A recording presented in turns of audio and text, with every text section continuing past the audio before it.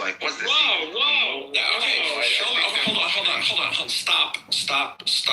Show me statistical data that shows per 10,000 population or per 1,000 population, pedophiles have a higher incident rates of pedophilia than non-Jewish pedophiles. Show me that data, and then we can have a discussion. But because guess what, Bob? It doesn't exist. In Iraq, the age to marry is 9 years old. So is it pedophilia when it's legal? If it's not against the law to marry a 9-year-old, can you really call it pedophilia? It's their culture. And I think it's wrong of you to judge their culture by our standards.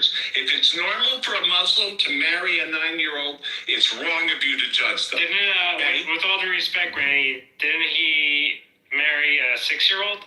Listen, you're using Western values to judge people, okay? And that's wrong. Good point, Randy, but even amongst Western countries, Joe, show me the data, because you made this point that why are all pedophiles, what was your claim? Why are all pedophiles Jewish? He doesn't know. He doesn't consider Muslims to be pedophiles. To have, okay, no, forget the Muslim versus, forget the underage. Just use Western democracies, Western governments where the age of consent is 17 or 18, whatever it is, and show me that there are more Jews doing this perverse act than non-Jews. When you have that data, come back and let's have someone sent me a back channel asking about all the priests that fooled around with boys. And again, I don't think it's fair to judge priests by Jewish standards. That's their culture, and the point is we have to take each culture on its own and not judge it by the culture of other people. That's it. Any response, Joe? I think a lot of Arabian countries have ages of consent that are around 9, 10, 11, 12. Yeah, but the issue comes from 12 is a teenager. 12 is a teenager. The difference becomes reporting these kind of crimes. Like some people say, why is the infant mortality rate greater in Israel and in surrounding Arab countries? Why is it so high? Yeah, it isn't because the reporting standards in the surrounding countries are so poor that if they had the same kind of reporting levels, it would be. What does that have to do with the age of consent? But they're saying I'm just saying that data is based on how you. We were talking about the age of marriage. I understand. You just brought up something that's based on reporting. So I brought up the age of consent. Correct. So rape and other things requires talking about the marriage. Marriage, rape, anything that requires reporting. Rape, as far as I know. Of course, but anything that requires validation of data to say something happened. About the law, not data. That's right. That's true. Okay, I can't explain it a fourth time. Why did they lower the marriage age to 9 in Iraq? Does that make them a nation of pedophiles? No. Again, you're using American standards. A 9-year-old. First of all, Iraqi 9-year-old girls are very mature. Okay, much more mature than Americans. I wouldn't say that, Randy. No? Well, we liberated Iraq. Okay, really quick, 2 seconds. 2 seconds of these. We liberated Iraq, remember? Norm, so I read in the New York Post that in Afghanistan, they passed a law that men are allowed to beat their women again. Did you read about that? Yeah. And you know what? The women are going to listen a lot more now. No, that's not funny. That's not funny. As long as they're chicks, though, it doesn't matter, right? Dude, wait, is it like, I don't even know what does that word mean? That's not nice. Don't worry, Randy. You'll find out. You'll find out, Randy. Yeah, right. When I go to Iraq, I'll find out. When you do enter Israel, you'll find out. When I go to, I've been in Israel many times. It's a beautiful place. Do you know that a quarter of all the doctors in Israel are Palestinian? How can it be apartheid when a quarter of the doctors are Palestinian? You know how many doctors there are in Iran, Jewish doctors there are in Iran, and the whole Arab world? Under 10. Okay? So who's the apartheid country? You tell me. The ones that consider non-Muslims dhimmis or second class. The ones that expelled all the Jews and committed ethnic cleansing. Yeah. The ones that ethnic What about the ones that say convert or die? Those? Yeah. So that's how. Yeah. That's the whole Middle East. But you know what I said, Palestinian doctor? What? I said, doctor, give me the news. I got a bad case of loving you. Damn. No pill gonna cure my ill. I got a bad case of loving you. Who sings that? Robert Palmer. Forgot who wrote it originally, but yeah, I'm singing it now.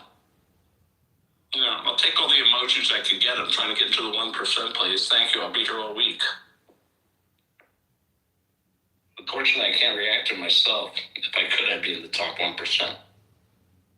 I mean, you live in the Upper West Side, so I mean. Hello, I said doctor. I'm sorry. You live in. I didn't say doxer, you little maniac, you. You live in Jersey maniac whose brother pays $40,000 in taxes. Wow, Doc. You have 5 brothers, don't you? You have 5 brothers, remember? Docs. Dox is right, baby. What's good for the goose is good for the gander. I was paying you a compliment then. Yeah, I'm paying you a lot of compliments. Okay? I'm gonna dox you, dude. I'm really gonna dox you. You know, Norm, for the record, I invited Randy a couple times. Oh my God. But he never accepted. How many times are you gonna say this? You know, 1 to 2 times. I just want to witness. Norm, Even a train stops once in a while, David. I mean, the ASPCA called. They got to report someone's beating a dead horse. Please, brother. Oh, that was a good one, Randy. Lord Kitover, I like your campaign videos, by the way.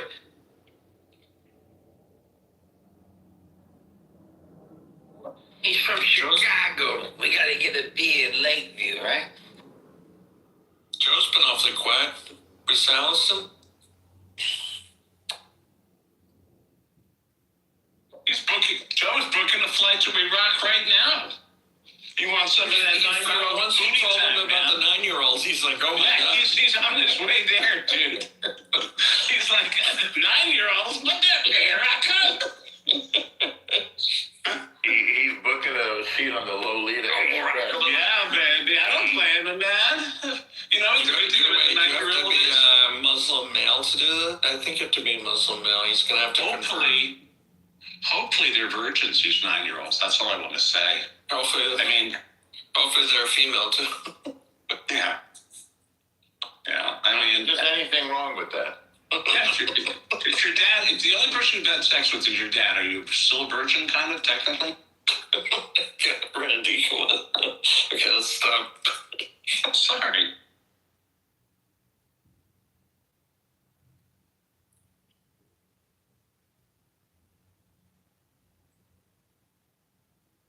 It's good to see all you guys, okay? I don't care what you say, I like you guys, Yeah, we right? get it. Yeah, we get it. Yeah, you know what? You know, the Chicago accent and the Buffalo accent are the same. Have you ever No, noticed they're that? not. Are you? Yes, they are. Oh my God, you have officially lost I get it. into it. I was trying to do a hard Chicago accent. No. Buffalo, I know a guy from Buffalo. He sounds just like he's from Chicago. I said, you sound like you're from Chicago. He said, yeah, I do. You're from Chicago. Yeah. I love this place. Chicago. It's with the, so they do with the A, you know, the Chicago. I don't know, Chicago. There's like 3 A's in it. Chicago. Like instead of you guys say tree, or in New York they say. It's something. Wait, how do you say the thing on the top of your house? Roof or roof? Is it roof or roof? Roof. Roof. Where do they say roof? I've heard of that once. That was like Rough or whatever the fuck. I can't. Yeah. Rough. I guess a Mid-East, a Midwest someplace, excuse me. It depends. Like, there's people that in St. Louis that have southern accents, and they claim to be Midwest. I'm like, get the fuck out of here. The weirdest accent I will hear is some of the people from Louisiana. It can actually be hard to understand. Yeah.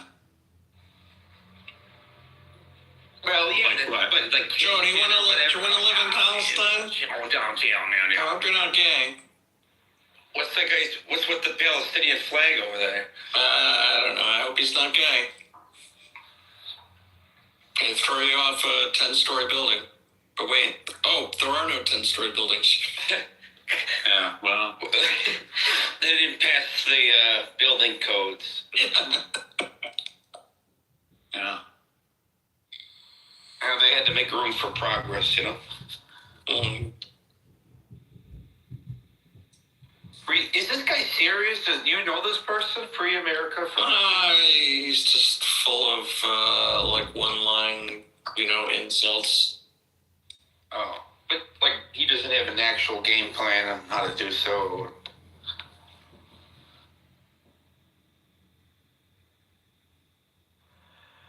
Joe, how can you occupy something that's never been a state? That doesn't make any sense. He probably doesn't even know that Jordan occupied the West Bank before Israel. Did they ever talk, or he was talking. He was just babbling away. Listen, Wait, if it most of the so-called 30 seconds to say something before he's removed. If it was never a state, then that applies to Jordan as well. I'm sorry. Let me be clear. Most of the so-called Palestinian Arabs are migrant Arabs who came to the area from other countries because of opportunities created by the Jewish settlements. Israel drained the swamps, turned the deserts into farmland. It wasn't farmland before. So these are people who came the same time as the Jews. If you look at the population growth, the Palestinian Arab population growth basically tracks the Jewish growth. More Jews came, they needed more laborers, more Arabs came for opportunities. It's not like there was some big Palestinian society with a king or a... Well, they outnumbered you guys by quite a bit. I mean, right before... At what point? When did they outnumber? In the late 1940s. No, that's so... No, you're statistically wrong. Let me look it up. You're statistically wrong. If you look at before they were... What is the late 1940s? What year are you talking I'll about? say 1947. Okay, by the way, hold on. Stop. What's the claim? What is the claim? They got kicked out of Europe. They had to go somewhere. What is the claim? 850,000 Jews were kicked out of Arab countries. Iraq, Iran, Algeria, Yemen, Syria, they were citizens there forever. They were kicked out. Well, you picked a random time. How much did they outnumber you guys? Let us go to 1949. What's the claim, Pepe? Oh, that the Arabs that were living in Palestine and what is today Israel, they grossly outnumbered the Jews. Listen, after every war, there is an exchange of population. Every war. Ukraine, Poland, Germany, Russia. After every war, there are refugees and people leave. And that's in every country. India, Pakistan, Bangladesh. Why is this one country, the tiniest of all countries? Did you say 47? Yeah, 1947. So I'm going to exclude Jordan because it was carved out in 1946. Okay. Okay. Anyway, the point being,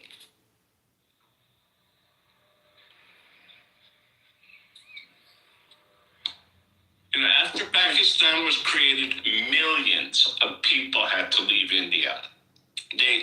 The good news is that they weren't kept in refugee camps forever, and they weren't used as political pawns. They were resettled, like the Arabs should have been resettled in Jordan and Egypt and Lebanon and Syria.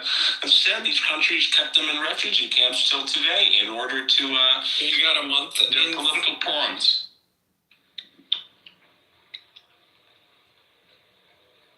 Pepe. You have a lot to learn, Pepe. A lot. No, I don't. I think... Well, I just gave you some facts, and I haven't heard you comment on them. Sure. 850,000 Jews kicked out of Arab countries. Yeah, that was after 1947. Yeah. Well, there you go. Yeah, but the reason I point to 1947 is I don't think there's a population on this planet that if they got an influx of what they see as foreigners would sit well with them. There would naturally be people that would revolt against them, want to war with them, But they're not foreign. and chase them out. I wouldn't say your words were grossly. What were your words? Grossly. Like probably grossly outnumbered them. Like okay, well, so turn grossly into percentage. like 10-1, like 90%. Okay, so you're wrong. It's 66% to 32%. There are 1,250,000 Arabs, and there were 625,000 Jews. So that was 65% to 32%. Not for nothing. The Arabs were offered their own homeland. The Palestinian Arabs were offered a homeland. They said no. But at that time, that's not how it's going to work. They're because they're murderers. So wait, do you want to revisit? On my land. Do you concede that your point was a little bit exaggerated? Yeah, it was a little bit exaggerated. So when did you have a lot of numbers? Did you have a lot of people coming in the early 40s too? Well, I mean, if only they could have, then 6 million Jews wouldn't have been killed. If only the British had let them in. Instead, they were turned away. Have you looked up the Etienne conference? We act like the Holocaust never happened over here. Yeah, have you looked up the Etienne conference? I don't know what that is. Yeah, take a look at that. It's so Roosevelt participated. Yeah, his outrage is so selective, you know. Etienne. What about the fact that the Arabs destroyed all the Jewish synagogues and built mosques there? I mean, your outrage is so selective. What did they do to the nice cathedrals in fucking that are now Turkey? But then you talk to the Turks about that. Mosque. I know it. That's a different room, Pepe. You bring your anger to the Turks, but you don't do that because the Jews are easy picking. It's easy to pick on Jews. A Turk would kick your ass. A Jew will actually engage you in conversation. A Turk would kick your ass and say, "Get the fuck out of here." No, I beat the shit out of a dirty Turk in real life. Yeah. I'll take things that never happened for 1,000. Oh, okay.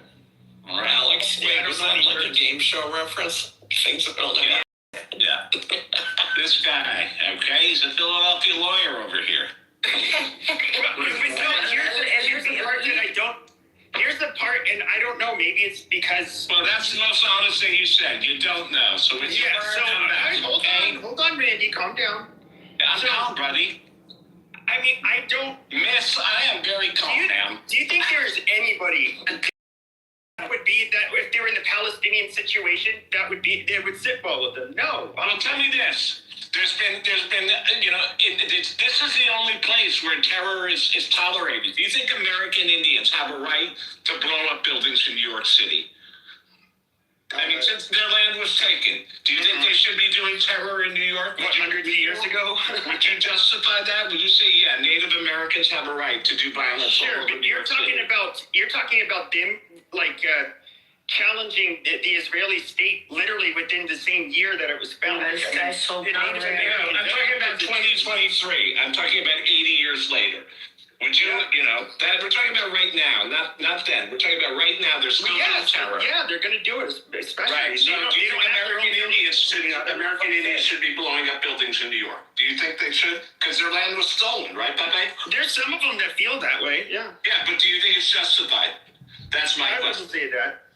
Okay, well there you go. It's called the double standard. It's not a double standard. I'm surprised you just said you that guys consider them murderers. they're not justified, but the Palestinians are.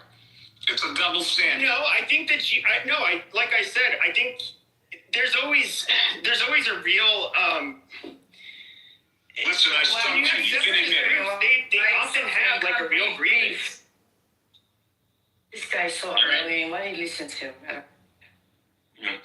I don't know why he's here. He likes to bait Jews. He's got a problem with Jewish people. He should be kicked out. He's not tolerant. I don't know why we tolerate him. The church wouldn't tolerate him. It's quite funny. Tucker asked a question to the other, the guy, I don't know, the guy who's in Israel, who's the ambassador of Israel. But if you look at the historically of European, Irish have their own language, Welsh have their language, the Scottish have their own language. There is no such thing called English. It doesn't make sense. Like the European Jewish had Yiddish. So it doesn't make any sense. It was what about Hebrew, Riri? Yeah, but Yiddish is defined like European Jewish. What about Hebrew? European Jews had Hebrew. No, I'm pissed off. I'm so You are what, French? You're anti-Semitic? I'm so fucking angry with Tucker. An Irish piece of shit. I'm pissed off because he was like, "Oh my god, why are the Jewish? You're Polish. You're fucking East European. You're no, bitch. Shut the fuck up. No, it doesn't make any sense." What? We don't understand you. I don't. All right. All right, guys. Shabbat shalom, everybody. It was good catching up. I'll be around for a week, all right? I'm going to run for now. Take care. Don't forget to tip your waiter. That was awesome.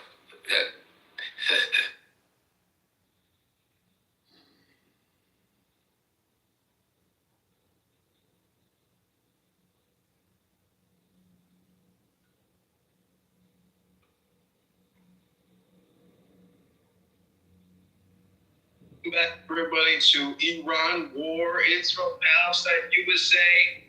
Absolutely no terrorists allowed because we know there's a lot of terrorist sympathizers and promoters floating around this app. Pepe, you're not a terrorist. No. No, Pepe is anti-terrorist. It's like being anti-racist.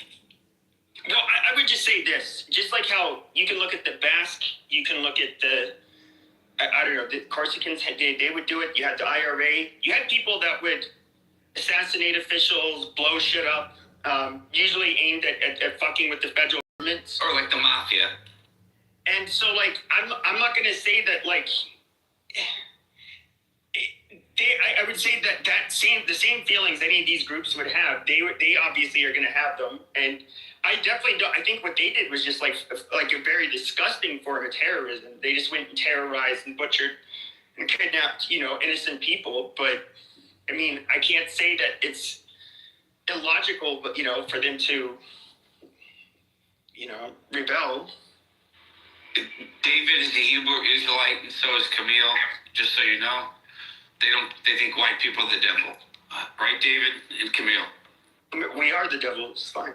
Who are you? First of all, my name is not David, but you think I'm a Hebrew Israelite? This dude is irrational. But yeah, man.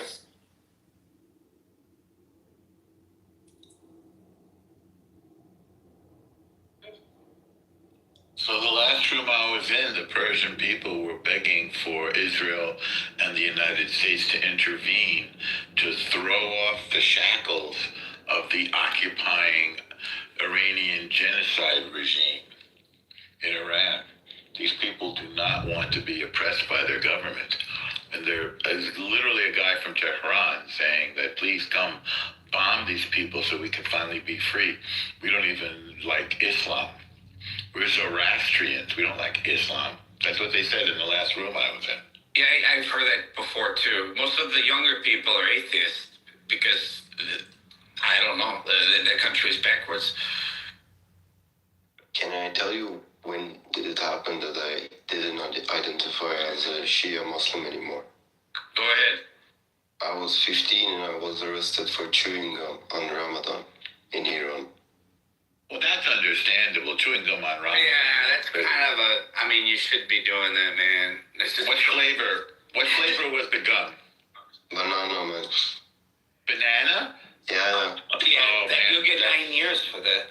Yeah, that's an enhancement right there. Banana, gum, and banana is like a double. And you're walking and chewing gum at the same time? Oof. Yeah, Were you man. walking They through a put gum handcuffs and then I took another one. What's that? They put handcuffs on me.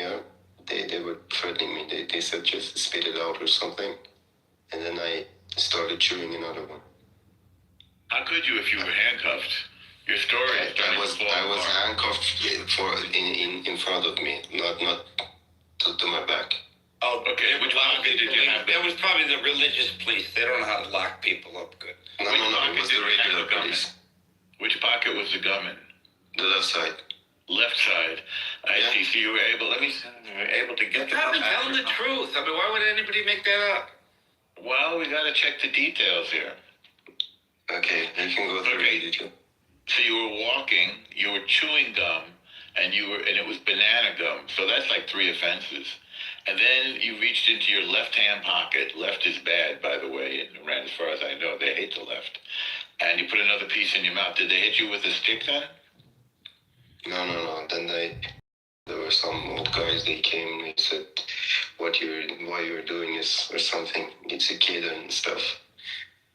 And then they said if I spit it, they will let me go. And I did. And I went. But I took one extra before I spit it. Another chew. No. Like they said spit it. I took another one, yeah. Then these old guys came and it was like. It was goo real quick. Sorry to interrupt, but we have Buttercup, a beautiful little cup of butter who really is a subject matter expert on the topic. I'm wondering if we can all, that was the wonderful first-hand account from what that man was saying. And I think his government just blocked him.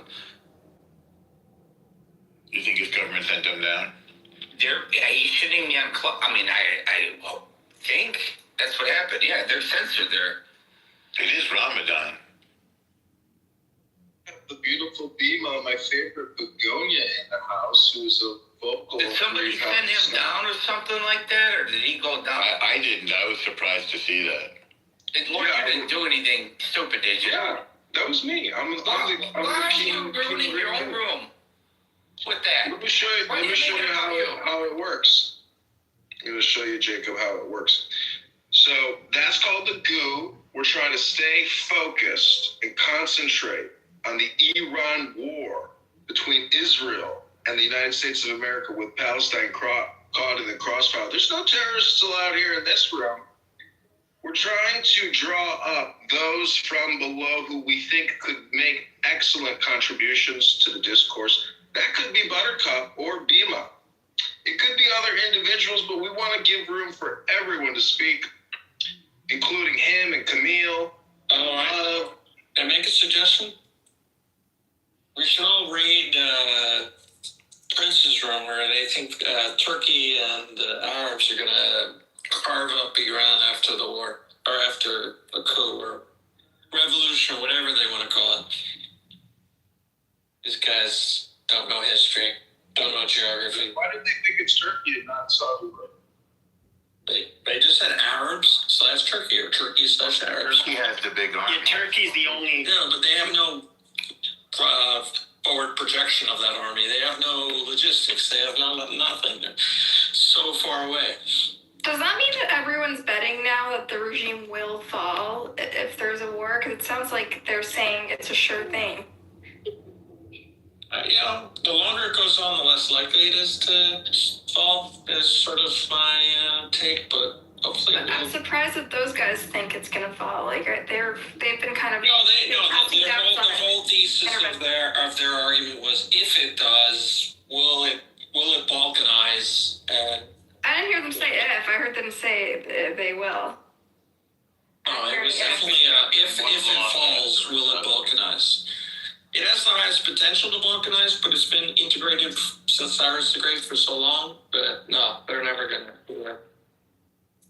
They do seem to have a strong sense of national unity, but there are dissident groups like the Kurds and the Baluchis and the Assyrians who feel oppressed, never mind the Yazidis. You're supposed to say the Yazidis, and then I'm supposed to say, I told you, never mind the Yazidis. Yeah.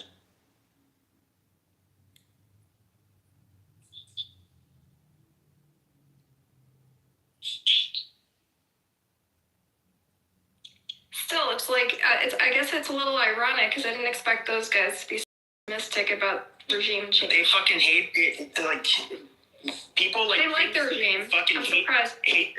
Iran? I'm not convinced that they like the regime. They don't like the regime. No, they don't like the regime. No, not at all. The Jews in America. I feel like it's like a... They're oppressive. Look, they see, Muslims getting shot in the streets. Whether it's the Israelis or the regime, they don't like it. They stand a bulwark against the Israelis, though. Yeah, but they're also all Sunni. And they think they they don't have a positive opinion of Israelis are not shooting people in the street. That's the IRGC, the Iranian genocide. No, I'm saying whether they perceive, as in Gaza, Israelis. We're talking about a pro-Cali room that's optimistic about the regime falling when they've been saying this whole time It's that if intervention. It's in their mind, Norman. It's in their mind that they see. Well, their fallback position is that there's a new caliphate led by Turkey, which seems pretty ridiculous. Remember, we just withdrew from Syria. I mean, they've just been taking one loss after the other, so they have fallback position after fallback position in which somehow they're going to win in the future. Someday, somehow, Israel will fall, the U.S. will fall, and the caliphate will rule once again. It's a little far-fetched. It's a lot far-fetched. Yeah, I mean, Iran has definitely got to go. It's a coping mechanism. But they see the United States, even though they say, oh, now the world's waking up to Israel's blah, blah, blah, blah, gay pride, blah, blah.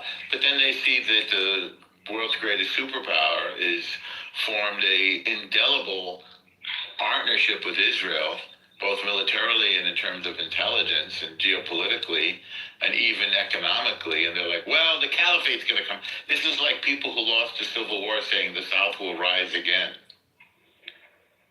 It's that ridiculous. What they do is they've done this over and over. The more they attack Israel, the more they strengthen the Jewish people's resolve. And the more they make it clear that our defeating them is necessary and justified. So they sow the seeds of their own doom. Israel's never been stronger than it is right now, ever. Yeah, I mean, America and Israel is like best friends. They are. They just recently recalibrated our alliances, and they deemed Israel the most capable ally, the best and most capable ally. Yeah. What did you say, Ruchel? I said that's a great take. We're besties. Why isn't Israel part of NATO? What's that? Then why isn't Israel part of NATO? I don't know. What does that have to do with the conversation? I don't know. They were such a capable ally. Yeah, you think. It's the most capable ally. Do you know what NATO stands for? Any thoughts? That's the North Atlantic something something. So is Israel in the North Atlantic? Yeah, you don't necessarily have to be in the North Atlantic. That's the basis of the alliance. It was to oppose Russia in the Soviet Union in Europe. Isn't Georgia part of NATO? North Atlantic Treaty Organization. Isn't Georgia part of NATO? That's a lot of different countries. Georgia is allied with Russia. No, part of South Ossetia is aligned with Russia, but Georgia proper isn't. Georgia is under de facto Russian rule. They've become like Russia reestablished its dominance over.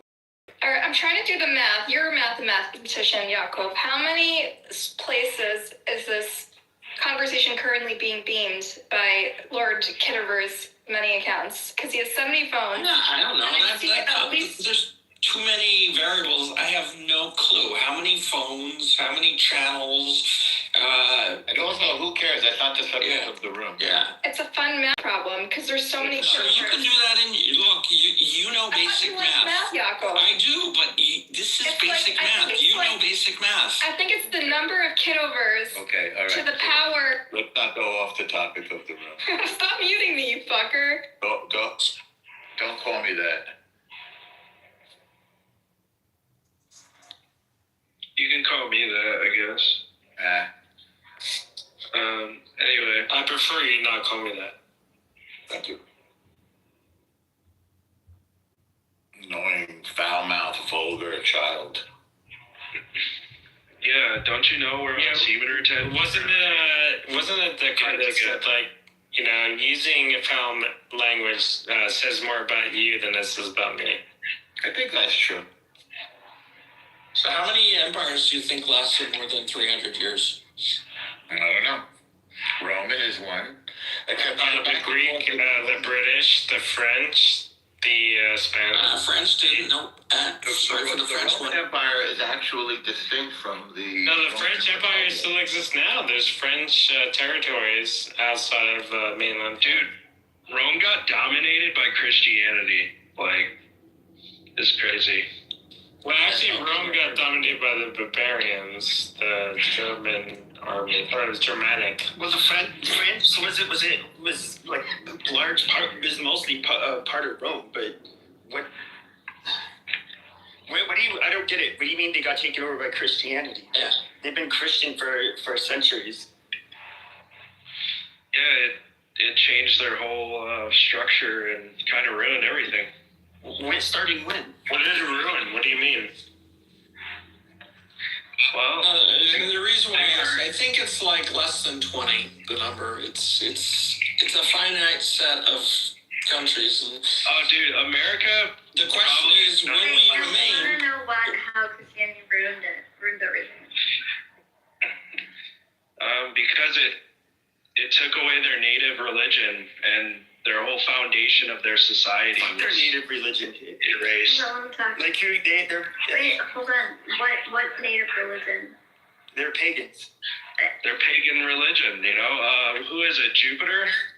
Okay, and so tell me how the pagan religion Wait, what do you mean? Like peacefully King Louis had a priest as part of his council. What do you mean?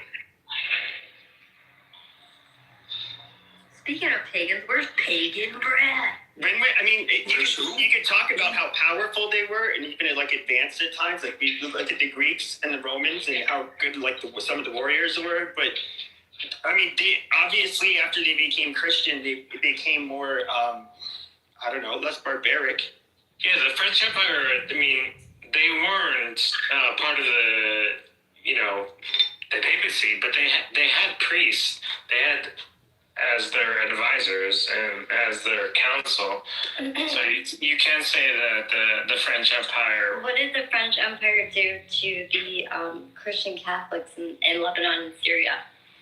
Nobody cares. Well, they weren't Catholic. They weren't Catholic. Yeah. So They made them better, and they made Beirut look really nice. That's what they did. You're welcome.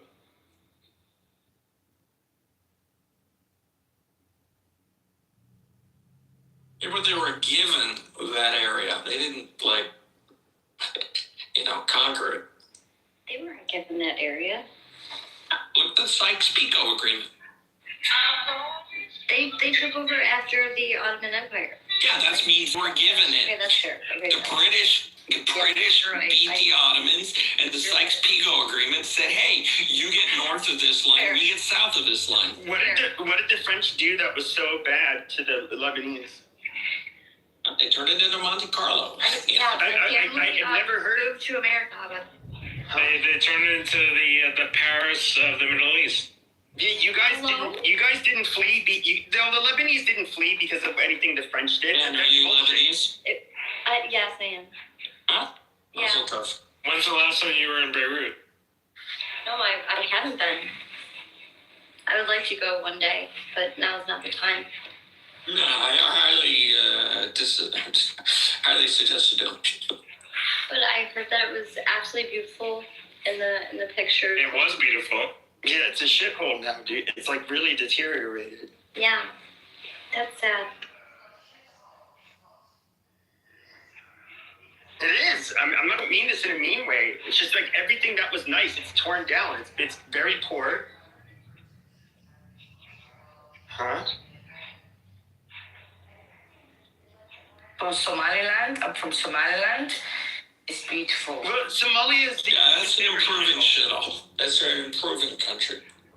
Yeah, it's not a shithole, it's an improving country. Somalia is a goddamn. No, it's not Somali, it's Somaliland. Correction, Lebanon. Yeah. Yeah, There's a difference. Somaliland is an improving shithole. Somalia is a complete shithole. That's like Manhattan versus the Bronx. Yeah. No, Both of them are going on the downhill trajectory now. Oh my goodness. But we're rooting for Somaliland.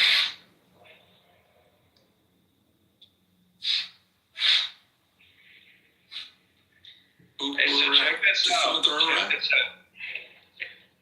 So lasted for 420 years with paganism, and it lasted 80 years with Christianity. But that was when they had their empire had greatly expanded, and so that was kind of part of their downfall. You have to also include the business continuation of it. So Yeah, that's true. It's like 480 years. It's a very complicated history. Well, you even say that you recreated the Holy Roman Empire. Wasn't that Napoleon's whole, shtick? I don't know, but I know that Christianity was created to conquer the world, and it did. I'm not too sure about that, but yeah.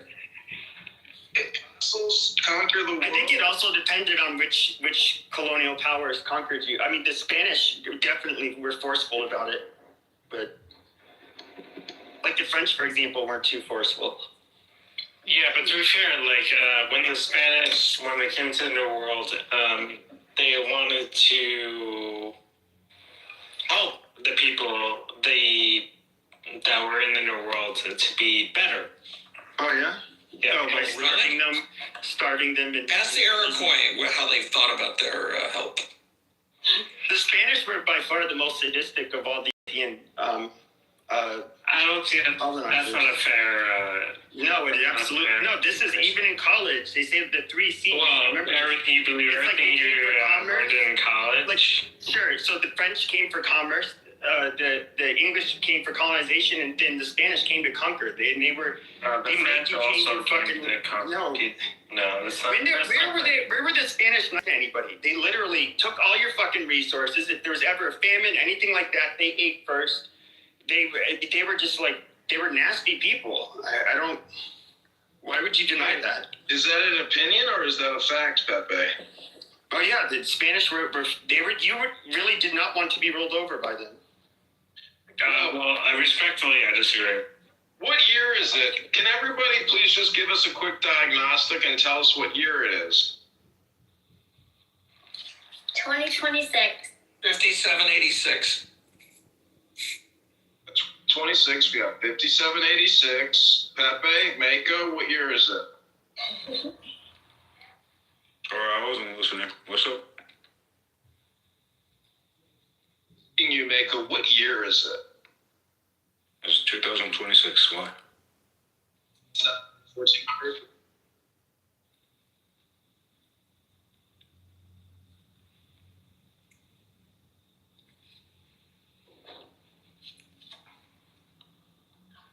I mean, to be fair, the Spanish they also slaughtered Europeans that weren't Catholic too. That happened on a number of instances. Well, the Italians did that as well. So do we? Where were the Italians? Italians were in North America. Wow. No, you're saying about in Europe. No, I'm talking about here. Oh, here? Okay. Well, the most who killed the most people in the New World was Spanish. British. Probably. With all due respect, the British and the French did the most quote unquote. But the French barely had any land. The French and Indian Wars. You know how many people died in those wars? What are you talking about? I will point out that I read that the British Empire was able to expand to every part of the globe for one reason and one reason only. Because of the mechanization of the rifle and the ability to automate, the discharge of bullets at high scale, high velocity at scale. So, without that ability to say STFU, or we're going to give you a Gatling gun, that's They had no Gatling guns until the Civil War. Well, you see my point about the ability to live in a high volley. Yeah, a single barrel. We actually had Sorry, John. I'm get very technical when it comes to armaments. Repeater rifle. The repeater rifle. We actually had a superior. Yes. We actually had a superior rifle. What was it? The best, the BESS, I believe. But I think it had slightly some rifling in the barrel, but it was a little bit more accurate out to a longer distance. So. It was more about the war tactics on the ground that gave America the edge over the British and the French and the Spanish. Well, I'm looking at an interesting historical document. It says the law of the strong. This is our law and the joy of the world. And that's, a British Kabbalist. Now, Pepe thinks that the Spanish were the most merciless conquistadors. But what was the philosophy of the Spanish conquistadors, Pepe? They're probably just like they just got done getting rolled over for how many fucking 7 or 8 centuries by a bunch of fucking. Yeah, but I think you're being over negative towards the Spanish Empire. No, I don't think I am at all. Well, can you give evidence that you're not? And they were absolutely the most religiously intolerant. But there's nothing wrong with the English. And with all due respect, they were a lot worse than the English. Well, that's why we had people come to America is to escape. Yeah, they weren't slaughtering them upon contract. Okay,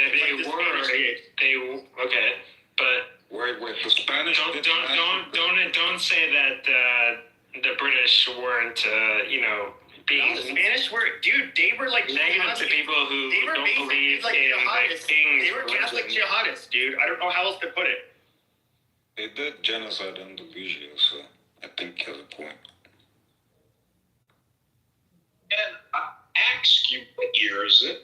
Is it 2026? Is it February 21st on a Saturday? Are you all here right now?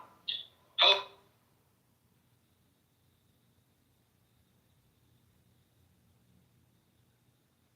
I like the fact that we've attracted many Anons to the room. They want to know what we're talking about, but they don't want to let us know who they are.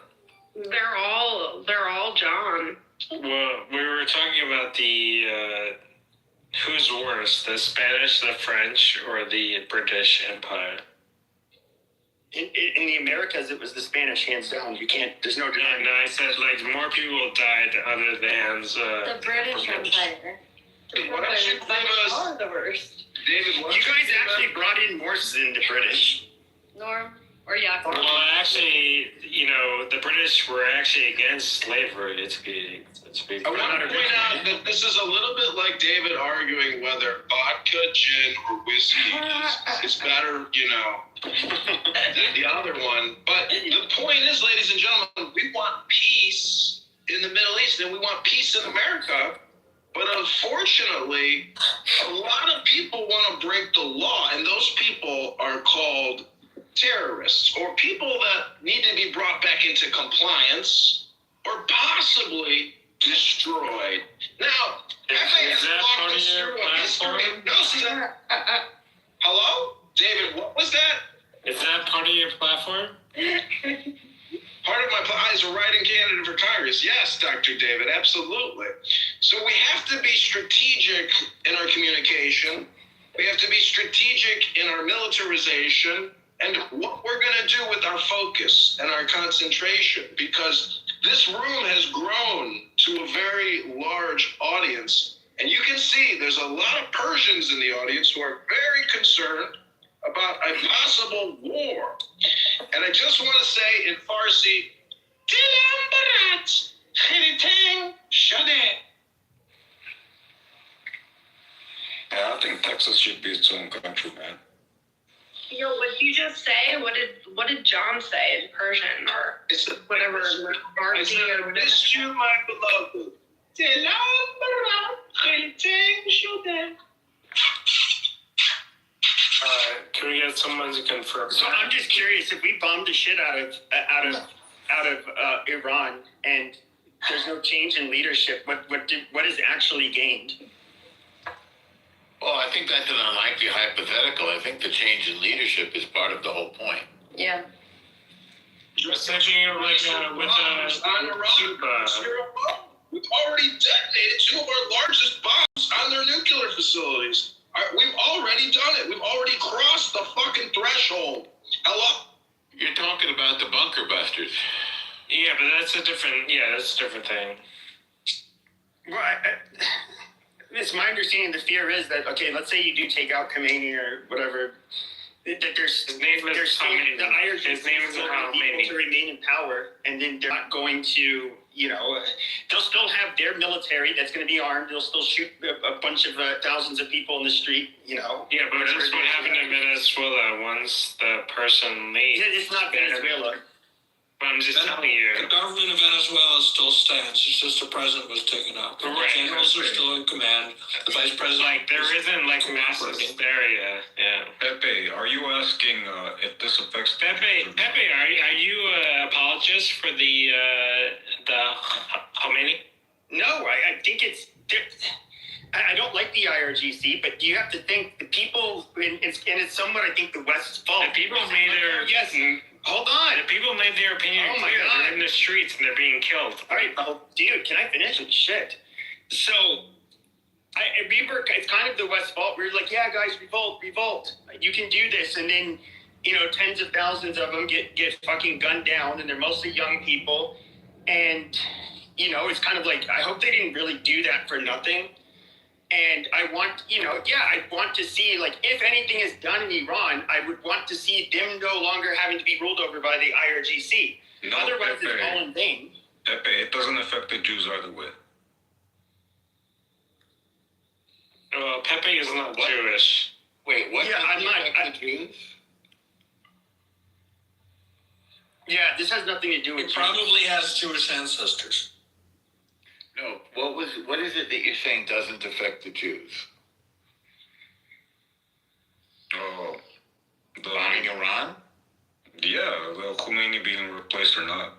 Well, sure it affects. Well, I mean, when Khomeini says that's Israel, I mean that. Yeah, I mean they've hijacked their own country and made it into the big enemy of Israel and surrounded Israel with this ring of fire with Hezbollah to the north. Wait, I haven't finished. Hezbollah, it's not a slogan. They attack Israel.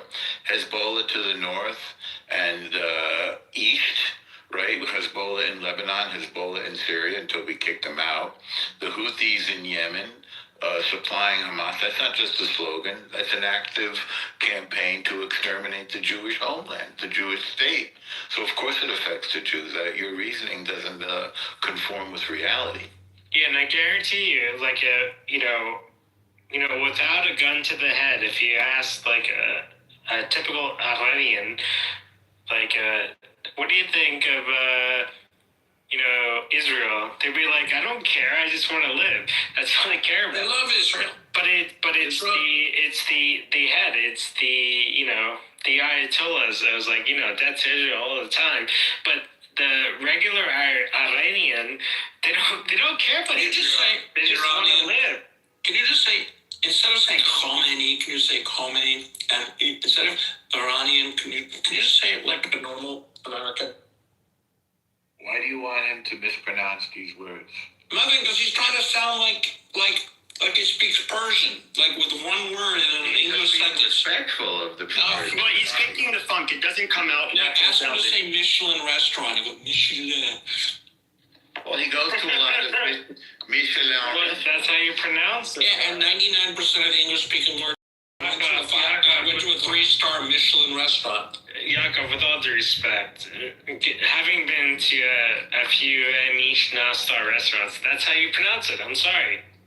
And people look at you like you're nuts. Actually, my friends My pronounce brother it the did say same that way. if you tried pronouncing one of the things they say where they actually, it's not so-called being the loud obnoxious American, but it is the people who try to be fancy schmancy and act like they're an expert on French culture and say their fucking words and butcher them, and that is I guess more irritating to them. He seems sophisticated to me. Okay, I'm not going to apologize, but just saying, my friends who go to these restaurants, we all pronounce it the same way. So I'm used to You're hanging out with. Okay, fine. Okay, Yaakov, if you come to my group of friends, You hang out with douchebags, David. That's not nice. I didn't say that, David. Okay, finish with Khomeini.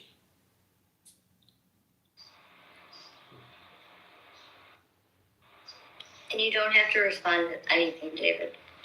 Of course not. It's all in fun. We're all friends. David's taking me out to a hockey game. Yeah. Some point. Wow. David, It's a Ranger game. We're going to a Ranger game. I don't know. See, David also hung out with Rabbi Nick Dickerson, known as Randy. So, I mean, I don't know. Docs. Yeah. Dude. Well, you obviously said it because I don't think Anne has an intelligence network. You self-dox. Why, is that because she's a woman that she doesn't have any? Yeah, No, I'm just thinking, I know that's most people on this app don't have their own personal intelligence service. So I'm just guessing that in one room, David. Yeah, see, like, I said Michigan, and he said, is that they're out there gathering information, and I think everyone here would agree that everyone is out there gathering information. That's typical human behavior. We're all addicted to information, and we love it, and we gather it because it's valuable, and that's where we get the term valuable information. But that doesn't mean women aren't intelligent. what is a woman? Ask Supreme Court Justice Ketanji Brown Jackson. She's the worst example you could have brought up. I'll be Worst honest. example. Not to be confused with Jackson Brown. Women. Not to be confused with Jesse Jackson, God rest his soul. Hello, God Randy. rest his soul. David's a woman. No. No, women are not good drivers, figuratively and literally. I never said that. I said that because that's the truth. Like, women are good at some things and men are good at some things. A woman might be a fool and stupid, but she still could have better intuition than a man. What does that mean? True. Yeah. And as we know, a fool and their money are soon parted. No, who said that? That sounds famous. It does sound famous. That's cute, dude.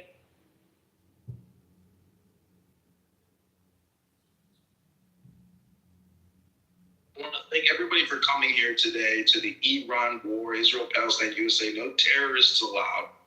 Because in other rooms right now, there are chronic complainers, people that have a beef with the J word, with the I word, with the Z word, with the K word, with all types of words. Yeah. They want to argue with you till the moon appears and the sun sets 24 hours a day about what words mean what.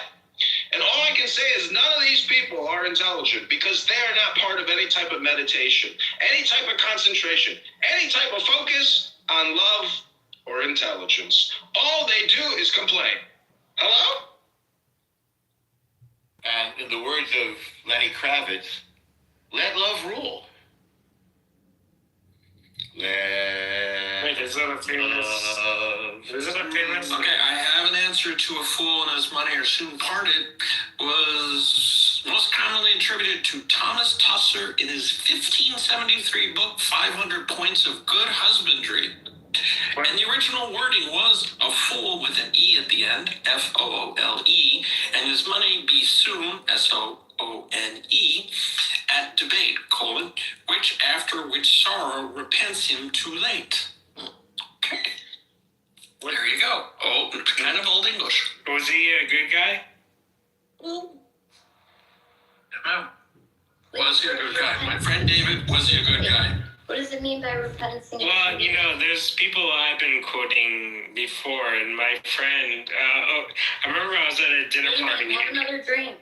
No, really quick, I was at a dinner party, and I mentioned like a quote, and my friend told me that the person I was quoting was a bad guy.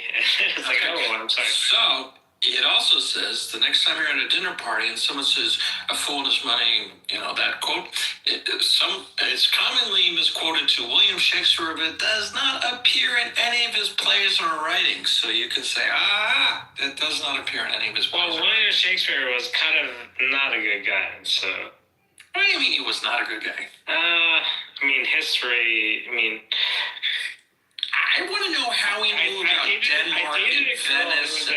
Who was an English major, and she told me the whole history of the idea. Well, actually, he wasn't a real person, or maybe he was, but she basically told me the history of William Shakespeare and kind of like not a good person, you know. Norm, do you think he was an amalgam Like in 2026, he would have been, Me Too'd. He would have been, not a good guy. My question, how did he know about Denmark and Venice and all these different far-flung places when he never really left his own city, as far as we know? I mean, you can always read people talking about it. You can always read it in a book. Oh, you think he went to the downtown library?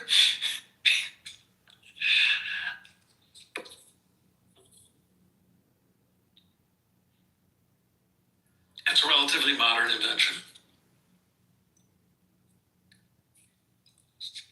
Hello, everyone. Can I speak? I'm an Iranian person. And I saw the title of this room, and I just came to. Actually, I'm curious to know what I consider you guys to be mostly Americans. So I just want to know what's your idea about whether the United States should attack the regime in Iran, or you do not support. Well, the IRGC has been a problem for many decades, and I think the world agreed long ago that at minimum they should not be allowed to have nuclear weapons, and at maximum they should not be allowed to threaten the rest of the world. And diplomacy has been tried repeatedly without much success, and now we're trying diplomacy by other means. War. As a Sunni Muslim, the U.S. should dismantle, Iran. Well, hopefully they see, all the stuff we're doing in the water, and they say, okay, we give up on a very simple terms. But yeah, it's I think it's very simple. I was just making a joke, but yeah, like all the what we're doing in the Gulf with bringing all our aircraft carriers and our battleships and shit like that. You would think they would be like, okay, let's make a deal. But I don't know. So, you said, okay, make a deal about what? The nuclear program or what? well, yeah, that was there was ambitions or what?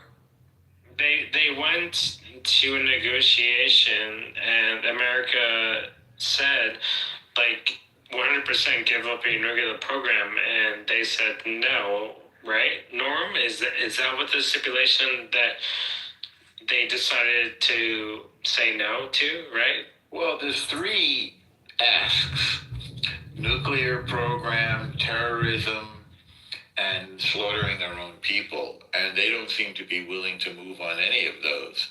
Ballistic missiles are up there as well. Yeah, but you would think, so guns to the head, they would say, okay, we won't do Hezbollah, we won't do, the only sticking point I would think of, if I was them, would be the nuclear thing, but I mean, I'm assuming that's what the sticking point is now, right? In your opinion? Yes, it's definitely a. What I would say as an Iranian, I don't know any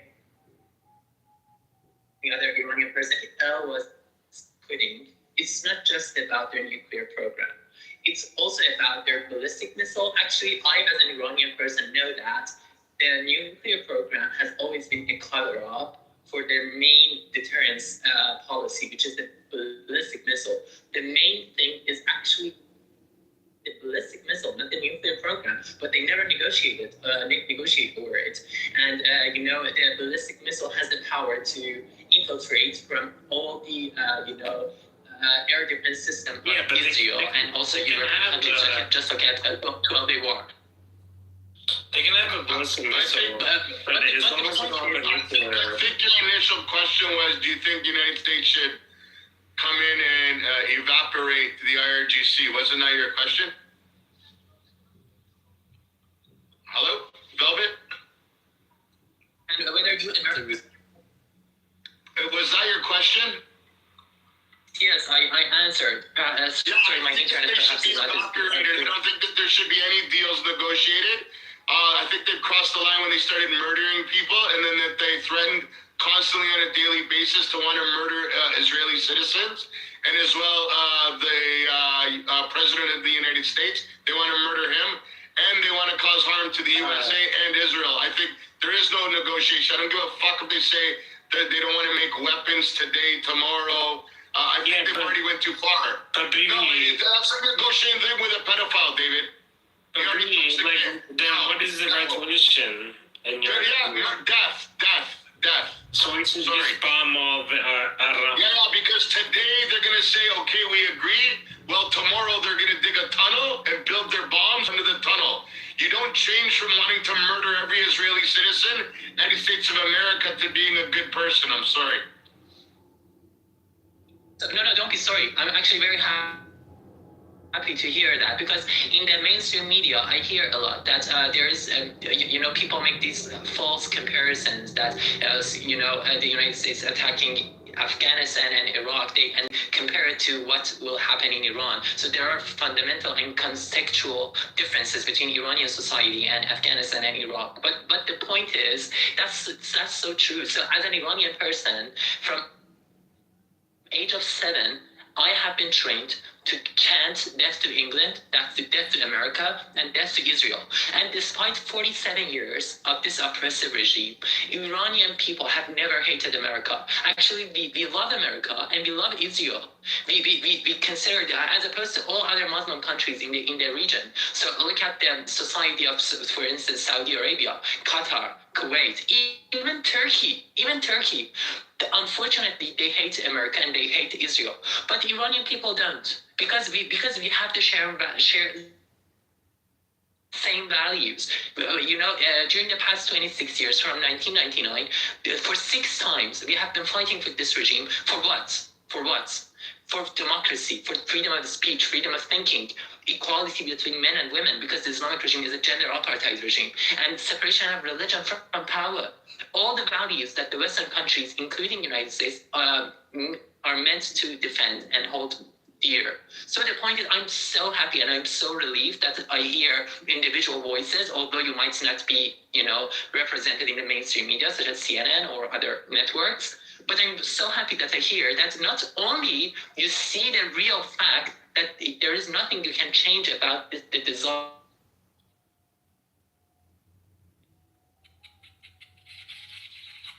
of this regime to destroy you, attack them or not, whether you negotiate with them or not, they consider Israel to be little Satan and the United States as great Satan. That's what they teach us. But I'm so happy to hear first that, and second, when I hear that let me see, what is your name? Blessed. When I hear that Blessed was saying that they slaughtered their own people, that gives me such a, you have no idea how relieved I am that you also care about, Iranian freedom-loving fighters that have been fighting with their bare hands with this regime for so long. And the fact that you're concerned about the massacre that this regime has made. And again, let me remind you, this was not their first time.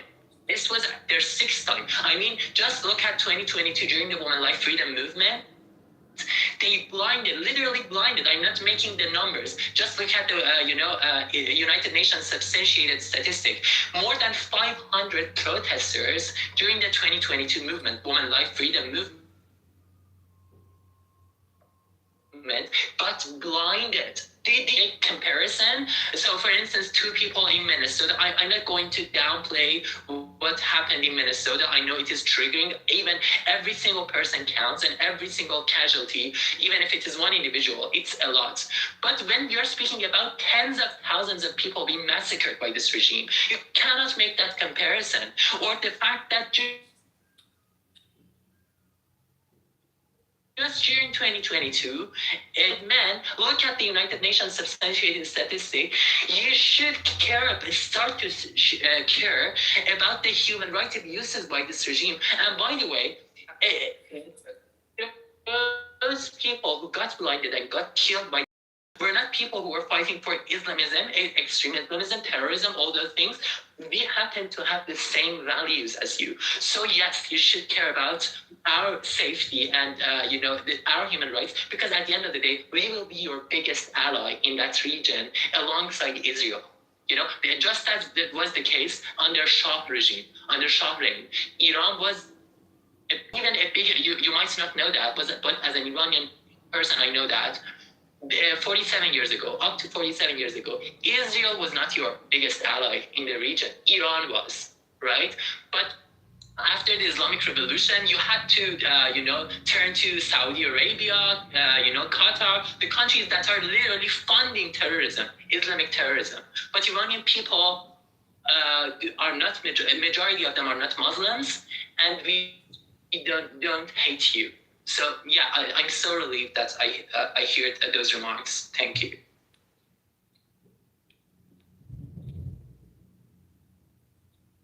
There's some beautiful remarks about some beautiful remarks. Thank you for those beautiful remarks.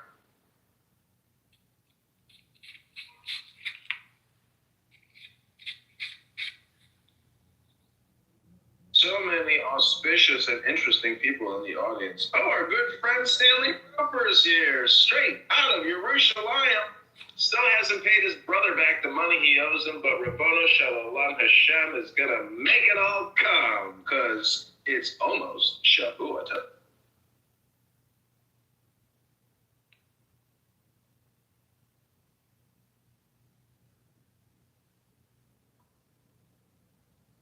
And let me ask you a question. Would you marry a wealthy, handsome Jew if he proposed to you and you two fell in love? Who's that directed to?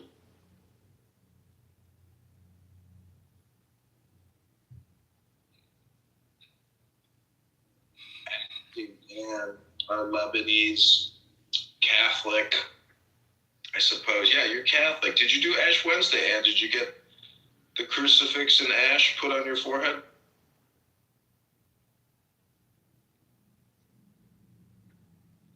You shouldn't ask that question.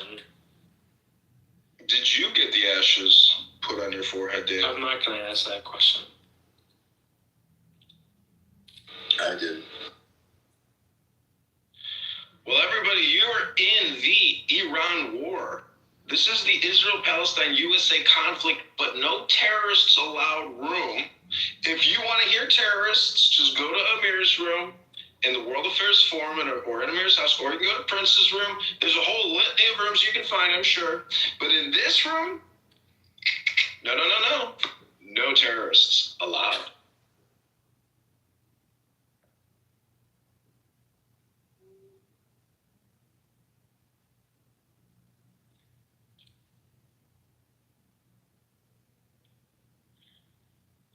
What's up, Normal? Hey, what's up? So what's the word out there? What's going to be with Trump? Last I heard, he's allowing the Iranians to have some kind of symbolic nuclear stuff. Oh, I didn't hear that. Could have misread something. Token nuclear, I don't know what. Is he? What's He wants to let them save face? Huh? He wants to let them save face? What's going on? He's giving him a couple days to decide, right? My understanding. I mean, it's better than what Obama did, which is give him a bunch of money. I mean, that's... Did he give them money, or did they return the money that was frozen? I mean, unfreezing money is the same as giving money. I forget how many billions. Yes, and Obama lifted up the sanctions, and that's what they did. They made deals with that regime, with our oppressors. And again, just so you know, the same kind of protests were happening in Iran in 2009. We call them Green Movement. In Persian, Jombesh Sabz, right? People for not a few weeks, but several months, We're on the streets, and actually we chanted a specific slogan. In Persian, we said, Obama, Obama, Yabamuna, Yabama. It meant Obama, Obama, either with us or with the Islamic regime, or with them, right? The point is, Obama chose to turn a blind eye on us and our oppression. Yes, he issued a couple of empty-worded statements that we stand with Iranian people and they should have the right to peacefully protest. But those statements, empty-word statements, mean nothing. They don't help us. We need real action. We need real action because we are empty-handed. So Obama made deal with them and lifted up the sanctions, and the regime simply massacred Iranians, and not just in the streets, but also in the prisons. There's specifically a horrific prison that you might have not heard about it. Its name was Kafizak. They tortured people in Kafizak during the Green Movement in 2009. But that's what Obama did. With that, so yeah. But hopefully the United States stake again, because at the end of the day, Donald Trump made a promise. They said to Iranians that go and take your institutions, we will come to your rescue. And in another remark, he said, if Iran shoots the protesters, as they always do, we will start shooting as well. He made those remarks. And yesterday, Donald Trump already acknowledged that 32,000 Iranians over a short period of time during this random protest were massacred by this regime. So he has made a promise and he has the responsibility. But even if he didn't make that promise, still we would have considered United States as a leader of the free world to come to our rescue, because with power comes responsibility. Because at the end of the day, first of all, we are all human beings. So if you see someone that is fighting for the values that you also share, democracy, women's rights, LGBTQ rights, all those values that a progressive society of Iranians stand for, you should help them, right? But even if you don't want to, you don't care about other people around the world, you just care about the United States, still you should be wise enough just to understand that this regime wants to destroy your country. Not just this regime, by the way, not just this regime, Islam itself, and political Islam specifically. Look at Velvet, you need to feel good about something. We're 3 branches of government, and our other branch of government, especially our Senate, has been steadfast in trying to support the people in Iran and to end this regime. And you need to look at the Senate Foreign Relations Committee. You need to look at the leadership there, the statements that they've been making.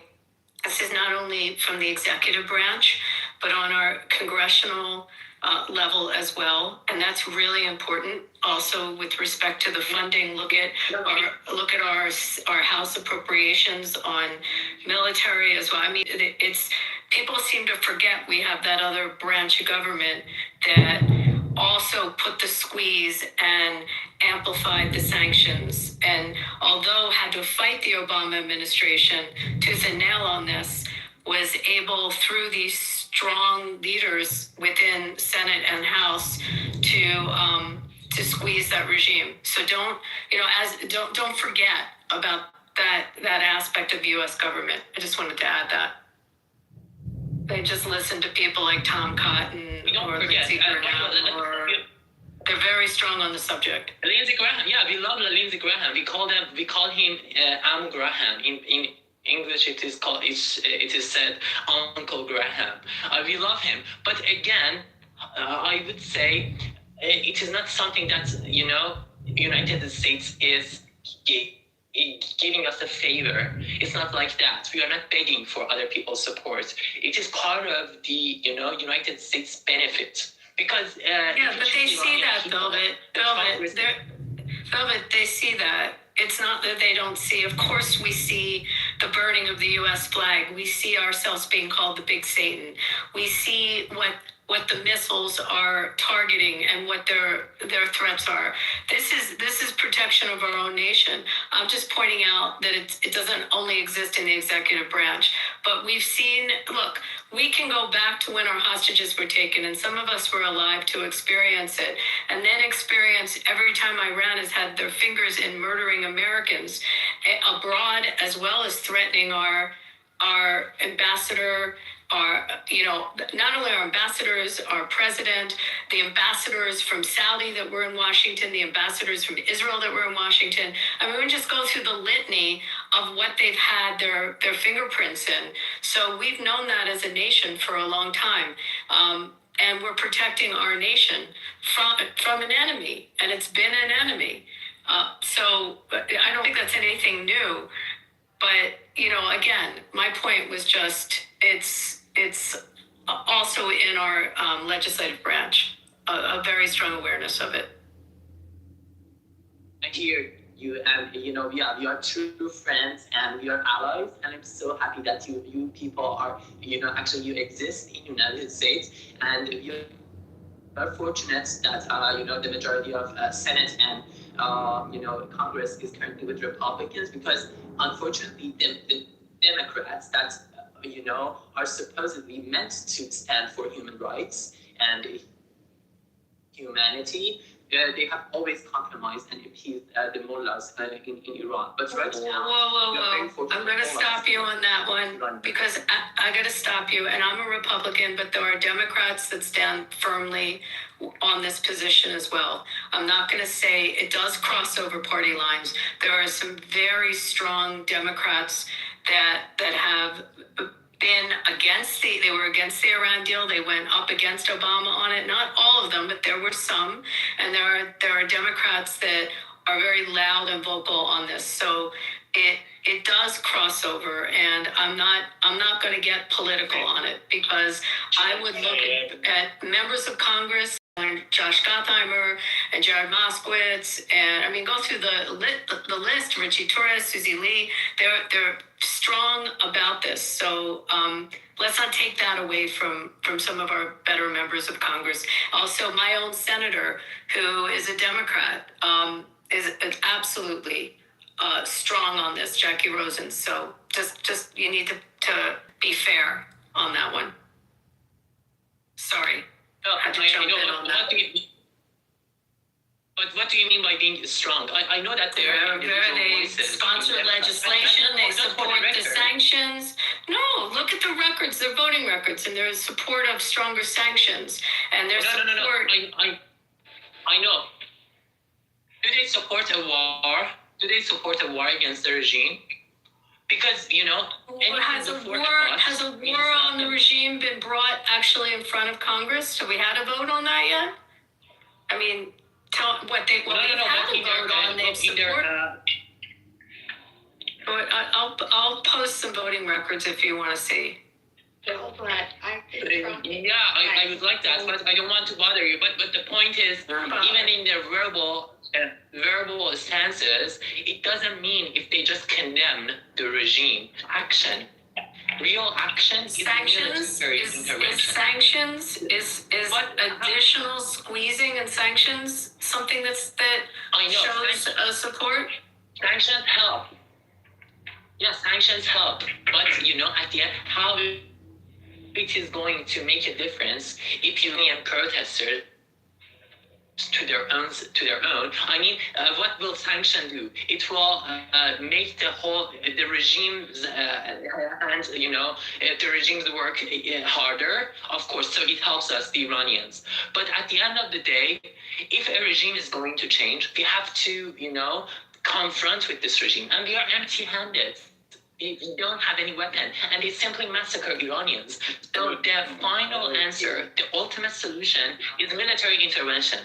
And if the Democrats, I know that there are individual voices, so I don't know his name, but there is sorry, just if I 10 seconds, if I finish what I was saying. So I know that there is a Democrat congressman, I think, or perhaps he's a senator. He's bald, right? He doesn't have hairs on his head. I don't know what his name is. But yes, he has been very vocal in supporting Israel and supporting Trump administration. But most of Democrats are anti-war, unfortunately. And so their support almost means nothing. Well, actually, Velvet, you don't understand all of the dynamics in Congress. And no, not all Democrats. A good majority of them are that are voting bloc have voted for the sanctions.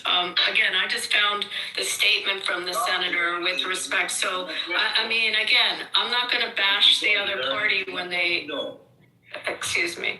I'm not going to bash the other party when they have actually, some of them have stood up and voted on this. John Fetterman is a good example of it. Listen to Fetterman's comments. Right. I mean, here's the thing, Velvet. Like, Iran has to be destroyed so Israel can be safe.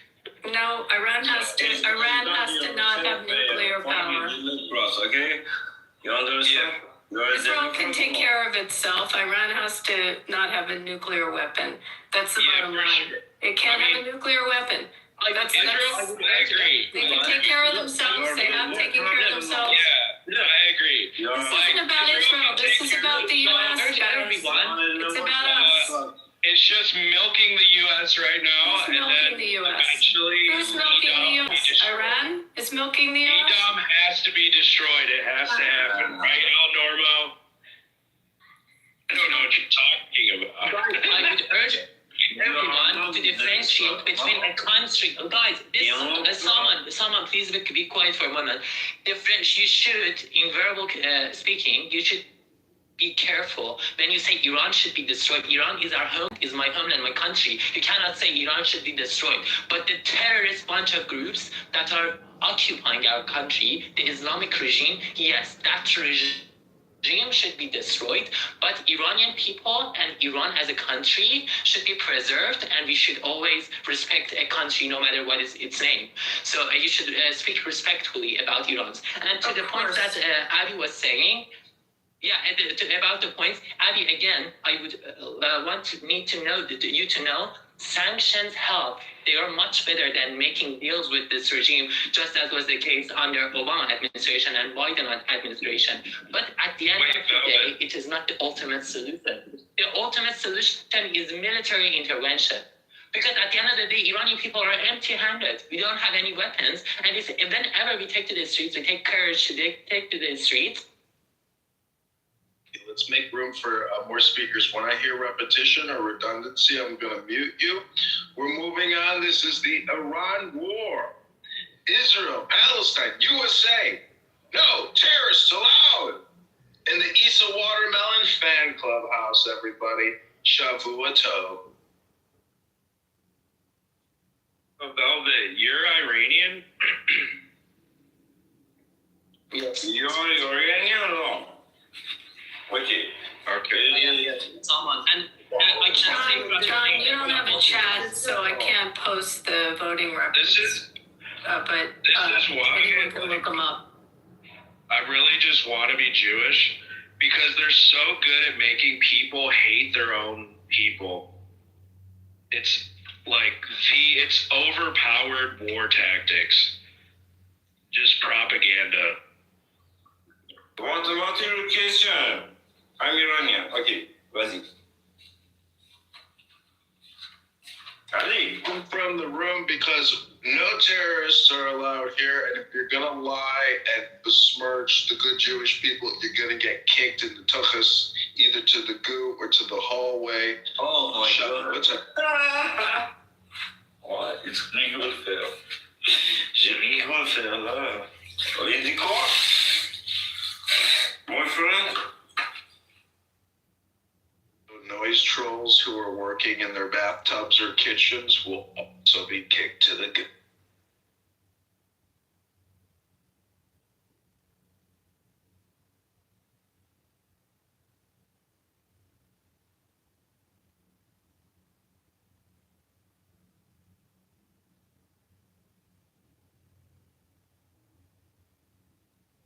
Abby, your main contention is Iran should not, cannot, must not, will not get a nuclear weapon. And we've already dropped 2 massive bunker busters on their nuclear program. What's next? Okay, can I read you something, John? if that's okay. So we've got something like 150 plus strike-capable planes stacked up to hit Iran right now with the arrival of the second carrier group. Israel used about 200 planes during the 12-day war, so that's close to about 400 planes right now that are there. Iran has an estimated stockpile of about 3,000 ballistic missiles. That's what's left after at least probably close to 50%, somewhere between a third and 50% were destroyed during the 12-day war. So much. Let's say a third of them are short range. 10 sorties that no longer have a ballistic missile program. It can get a little messy. The U.S. operates 72 B-52 bombers that can fly anywhere.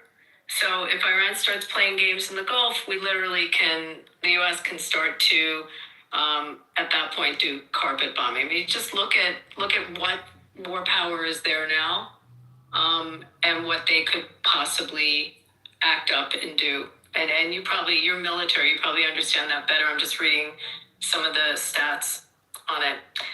And with respect, Velvet, I put in a bipartisan bill by Rosen and McCormick from Pennsylvania, Rosen from Nevada. So just to give you an example, but I'd look at John Fetterman's statements also. Recently just cast a vote which turned the tide, right? He seems to always be like a linchpin. He is a linchpin. He's kind of the new Manchin. But I'll call out the Democrats when they should be called out. But on this one, the majority are not crazy Ilhan Omars. There's some very normal ones.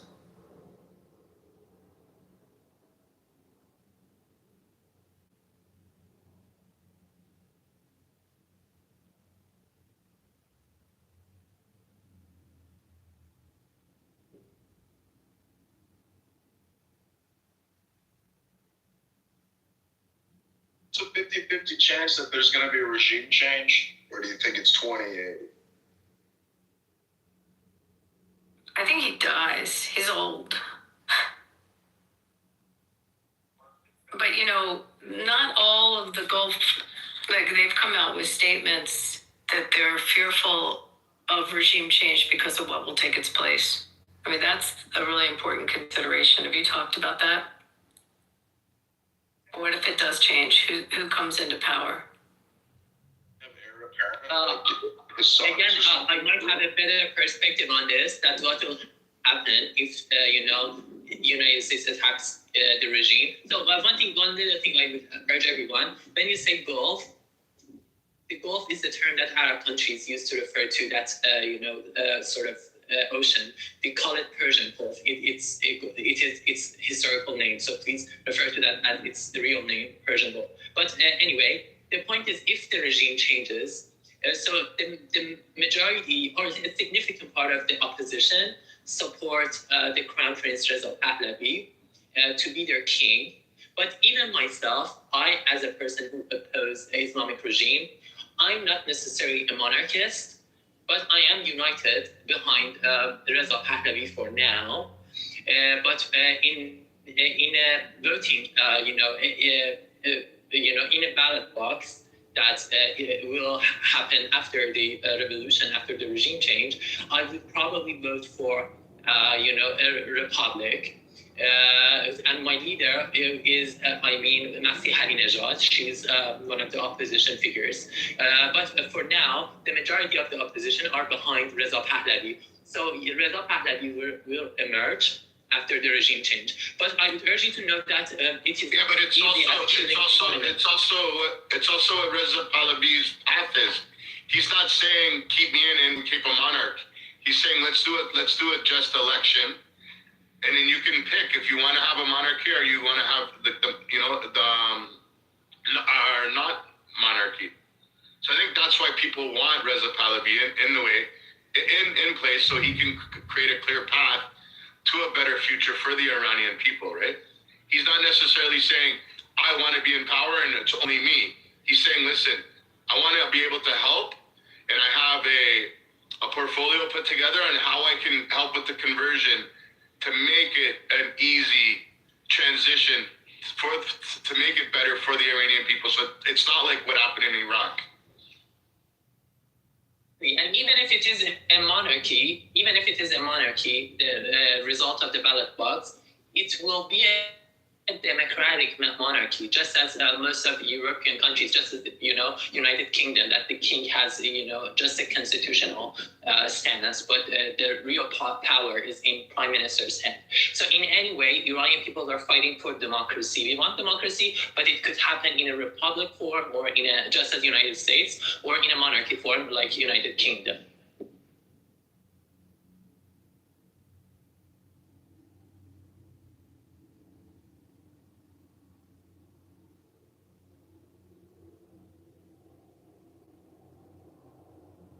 What's the bigger rivalry, Saudi Arabia and Iran, or Israel and Iran? I mean, do these Sunnis and Shias, the princes and the potentates of Saudi Arabia and that kingdom, they must have extensive diplomatic, regional ties, trades, etc. Somewhat of a shared culture between Persians and Arabs because of Islam, even though they've got this separation. What role is Saudi Arabia going to play, in diplomacy or creating stability and peace as opposed to? I mean, I just got back from there. I listened to them talk about it in a diplomatic way. And they made it, this is the foreign minister. They made it very clear they're not pushing for regime change. They have a fear of what will come after. But they're also extremely clear, and they don't hold back on this, that the Muslim Brotherhood is their enemy. And that the enemy has attacked their soil, via their proxies. They've taken fire from the Muslim Brotherhood, and they're not supporters of it. They'd like to see the Brotherhood gone. So they take a pretty strong position about that. But that they were very clear to say that they're not advocating regime change. So it's interesting how they position themselves on that. I think they see themselves as a economic force in the Gulf region, as they have been. And, I'd also look at some of the squabbles they have with the UAE right now and how that's playing into it. But, they're hell-bent on developing the train lines and the fiber optic lines, and getting out of the petrol business. So there lots of positions with respect to their Vision 2030 and where that's taking their nation, and where they see themselves as a regional player as well as a world player. But with respect to Iran, that's definitely their position. I don't know if that makes any sense, but that's what the guy said, and that's what they've published. They didn't want to get out of the oil business. Do you know what the market cap of Aramco is? I looked it up. Yeah, but Aramco, but they're very clear in their Vision 2030 to diversify and get into tech and get into these other industries. And, they're handing out money to companies coming in that want to build infrastructure in their nation, doing that. Hospitality being one for sure. And they're spending a lot of money on it. But there's other industries that they've invested in, including, by the way, shocking, but the green industries, even though it seems counterintuitive to being in the oil business. But green energy is something they've also pursued. But I would just take a look at it's easy. You can just Google their Vision 2030. I've heard of it. This is the Saudi Arabian oil company. This is known as Aramco. This is their final stats on the stock. Their market cap is $6.22 trillion. Are they 17? Are they under Apple? 5.2%. John, are they under Apple? They were the biggest in the world. And then Apple overtook, so I didn't know. No. They are? No, Apple's not as big as Aramco. Yeah, but again, look at Apple's 3.9 trillion. Aramco is 6.2 trillion. That's incredible. Just look at the Sovereign Wealth Fund, look at that Vision 2030, and I'll tell you how they see themselves as a player. They're all also all about their DEI there is about women and trying to they say that it's all about inclusion now for women, but it's just very interesting how they invested Elon Musk's XAI in a private equity deal. I think it was like a $2 to $4 billion deal with Elon Musk because XAI merged with SpaceX. And, it does put Elon Musk at like almost the trillionaire level. It's unbelievable.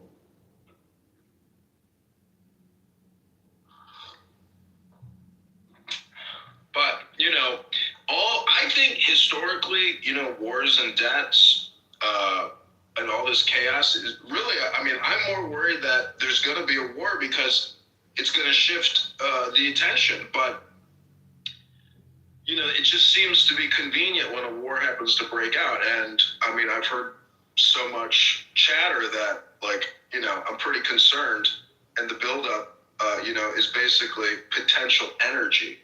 And so what's the flow going to be? Lord, we're sitting in the hub of AI, right? Chicago, Great Lakes area. You know that. AI's everywhere, though. They're estimated to build, I think it was I read 3,000 or 5,000 more AI data centers in the United States. I'm like, what? How can we already, we're already doing it. Everybody's already online. How many more data centers do we need?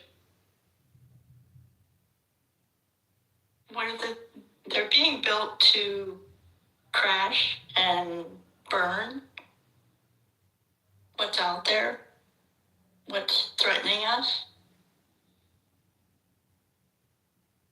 I think the buildup of data centers in the United States is a geostrategic move. I think it's what's going to make us dominant.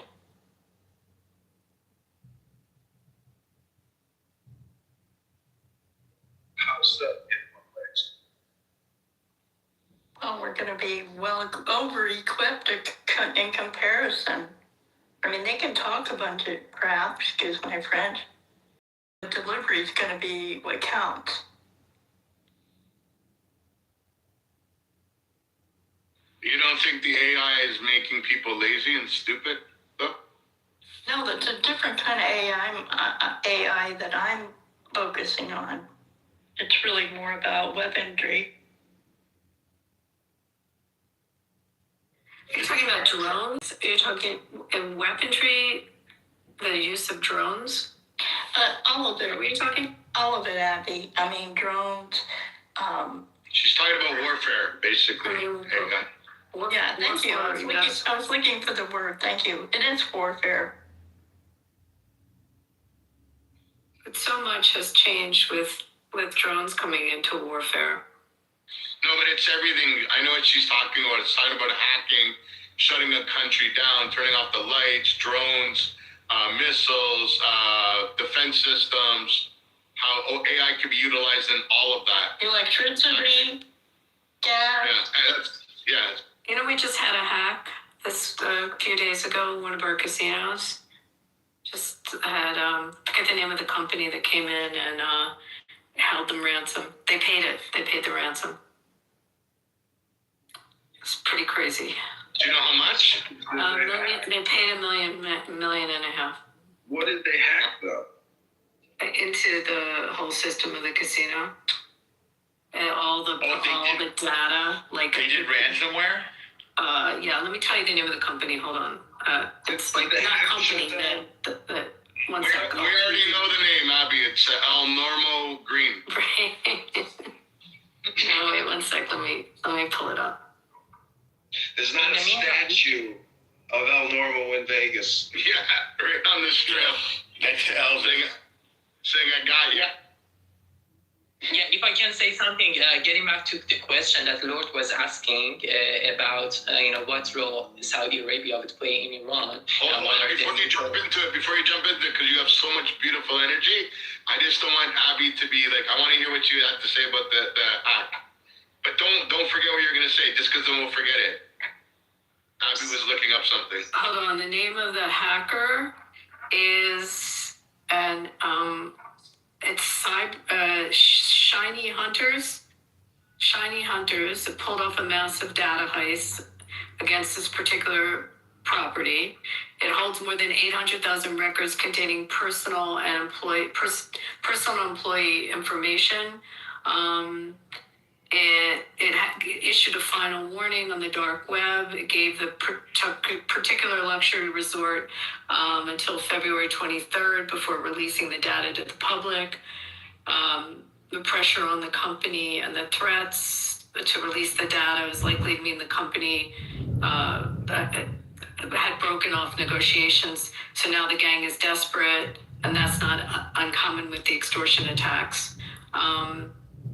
This particular property is extremely high end. I'm just reading the article about it, and then I got a note that the estimate was 1.5 that they paid. That's the name of the hacker. Oh, and the same hacker had hacked. The same gang had hacked Canada Goose. You know that company. They had hacked Mercer Advisors and Beacon Point Advisors, and a few other companies in the past. The Bumble Match, the internet match company, Bumble, that has Hinge and Match and OkCupid, they had hacked them, Panera Bread, and a couple others. So that's what I'm reading. Yeah. But, the player information, that stuff, that's the lifeblood of the properties. So it's just getting a pretty bad take at a table. This is $1.5 million. Is that really a big loss to them, Abby? If they have to pay out $1.5 million at a table, yeah, it's a big number. No, I mean, so that hacker, how much do you think they profited a week, like a casino? Well, it matters what property. That happens to be an incredibly successful one that has more of the high limit take than the others. But it can vary, and it matters what weekend. If it's Super Bowl weekend, it's a little different than a weekend, in August. So I don't know. But that's still a big number to have to pay out. Have you ever heard of that hacker that I just read? The Shiny, no. Me personally, no. What's his name? Nobody knows them. It's, what did I say the name was? Shiny Hunter. The Shiny Hunter.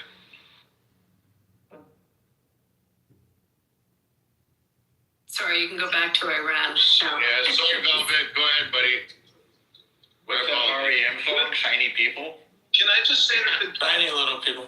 the good news about Clubhouse and, the Iranian agents here, like Soren, etc., is if that's the best they got, I don't think there's that much to maybe worry about.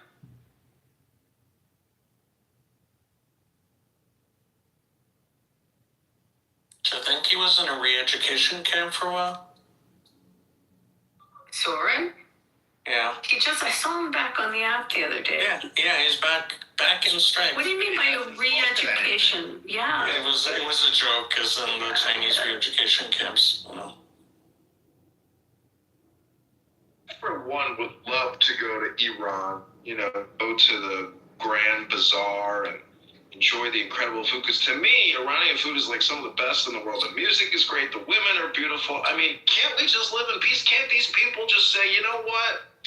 The era of the Shah, not the Shah, the Khomeinis, or this Muslim radical group that took over this embassy and is extended to 2026. Can't they just put it all behind him and say, do what? Guess what, everybody? Why would you think they do that? We're going to have the biggest dinner you've ever had. It's going to be the best, shawarma you've ever eaten. And just enjoy life. What do you think would happen to Khomeini and the Iron? What do you think would happen to them? Joy! God damn it! Shut up! Great joy! Here's my prediction, Abby. If it turns Western and they open a casino, it'll be in this wonderful island in this the Straits of Hormuz called Keshem. It has everything. It is like, it's where the decadent people go. I mean that in a good way. In Iran, it's got like What's it called? The island of Keshem.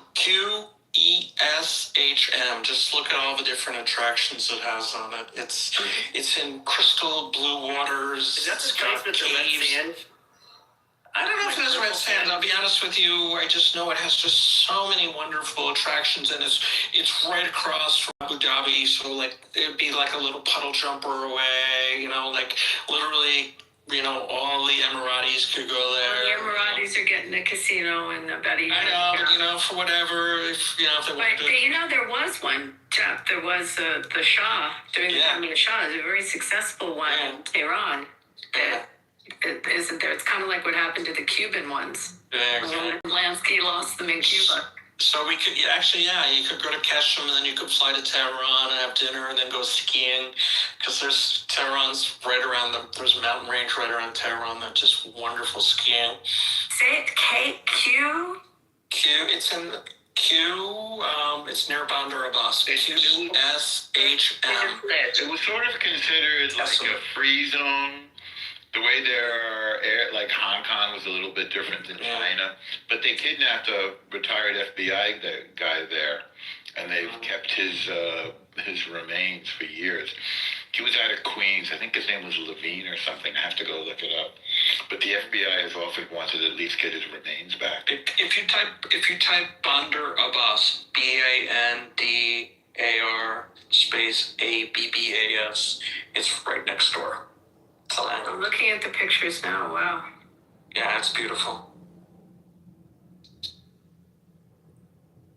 So, regarding the question that Lord earlier asked about the role that Saudi Arabia might play in Iran, I would say there is almost nothing common between Persian culture and Iran and any other Arab country, including Saudi Arabia, because they're inherently Muslim, but Islam took over Iran. We were originally not Muslims; we were Zoroastrians, and also we don't have the same language. We speak in Farsi, Persian, but they speak in Arab, and our cultures are quite different. And they have no role to play. And again, I would just ask everyone, when you refer to the quote unquote Gulf, that Gulf has a name. Arab countries call that Gulf. But the historical name of that body of water is Persian Gulf. So, please name it as such. But Velvet, you speak eloquently, but Americans are sick of dying to free other people from their oppressive regimes. We're willing to fight a war. Please let me finish. Don't interrupt. Americans are willing to fight a war to destroy the nuclear capability. But no Americans are willing to die to free you from your oppressors because, and I'll land my plane here, a shitload of Americans died in Afghanistan and in Iraq, and we got no fucking gratitude from anyone. So Americans are not dying to rescue you. If you want us to die to rescue you, please fuck off. Respectful. First of all, you are a very rude person, because there is no need for you to use language. We can respect to each other. So what we demand from not just the United States, but the whole international community is not boots on the ground. People will overthrow the regime if there is an equalizing factor in place. So all you need to do, not just for the benefit of Iranians, but for your own benefit. Because the regime wants to destroy your country, whether you like it or not, whether you accept it or not. If you don't act now, sometime in the future, in a few years, they will talk in either nuclear language or ballistic language. You cannot just ignore that fact. From age of 7, they teach us every single day to school, in new schools, to chant death to England, death to America, and death to Israel. It's part of ideology to destroy your country. And about the comparison that you are making, and I'm actually sick of hearing it in the propaganda and mainstream media, that people are making false comparisons between Afghanistan and Iraq, and there is a contextual difference in Afghanistan, people were not against Taliban. The United States attacked Afghanistan. In Iraq, people were not against Hussein when the United States attacked Iraq. Even now, Iraqi people are speaking highly about Saddam Hussein. But Iran's society, as I keep repeating it, Iran's society is a progressive, freedom-loving people. We want democracy, women's rights, LGBTQ rights, separation of religion from power, all those progressive values. So you cannot make that comparison. And for 26 years, we have been fighting with our bare hands with this regime. But we do not beg your support in any way, demand, and not just yours, the whole international community, because first of all, it is a humanitarian issue, and second, it is for the benefit of the global safety and security, because this regime is an extreme terrorist funding regime, which are using our wealth, our oil, to fund terrorist organizations such as Hezbollah, Hamas, Hashd al-Shaabi, Fatemiyun, Zainabiyun, Houthis in the Yemen. All those terrorist organizations are not only being funded by this regime, but also are being weaponized by this regime, and you cannot ignore that. And please, again, don't use that language to me, because if you repeat it, I will use the same language as you. It is in your own benefit to fight this regime and take the Iranian people's side, because Iranian people are the true friends of America. We don't hate America. Nobody gives a fuck about This is the biggest No, be thing nice. I've ever heard. Nice. You're saying you want to bomb Iran to free the Iranian people, where masses of Iranis don't want to be bombed or have regime change. This is the same Bahawist and Israeli rhetoric you hear on Clubhouse for the last when Masa Amini happened. It's been happening forever. So the only thing that's changed is now, after multiple CIA attempts to overthrow the regime, and it still had support from the people, now what's happening is the Fifth Fleet is going to stand and bomb the crap out of Iran, take out Iranian leadership, and then what's going to happen is proxies and militias like the Kurds and the Baluch from Jindala from the south, which has already been funded by CIA, is going to come break Iran into pieces. That's the reality. And there are people sitting here that are happy that this is going to happen. That's the sad thing. A nation is going to get destroyed. Iran is not going to be broken into pieces. It has such a long history of being There's one. not one unifying factor. The Azeris and the Kurds want their own independence as minority. Any Baluch majority in the south, they want their independence. It's going to happen. Look, Iran is its own look, outside forces that do not want this to happen. But it will not happen. Look, the Turks don't want the Kurds to get independence, because that'll put pressure on their Kurds. So they're going to prevent that from happening. Let's take the Azeris. If the Azeris joined on, they would disrupt the demographic profile of Azerbaijan, because there's more Azeris in Iran than there are in Azeri proper. So that's going to mess up the current president. So he's not going to want that to happen. And he'll He's talking, sir. You're factually wrong. I'll just give you a fact. When Masa Amini riots started happening, Kurds were doing an armed rebellion in the north. And if you look at the surveys at the time, they still wanted to be part of Iran. Like, if they didn't care, they wouldn't do anything. Like, they honestly, look, it has been such an integrated country for centuries. They're not about to break apart. It has the highest potential for balkanization, I grant you that, but it has the least likelihood to actually do so. For instance, I'm an Azeri myself. I come from a city in Azeri parts of Iran, but we all love our homeland, Iran. The president is Azeri. The president is Azeri right now. The president of Iran is Azeri. So if they did Azeris, he wouldn't be president. Everyone is included. It is a myth that everyone's just gonna like run their separate ways. No, it's just not gonna happen. Okay, Mike, please. Honestly, people like Velvet, the only reason they have a spot to talk in is because they hate Islam. That's the only reason. They're This, not. This is a political discussion.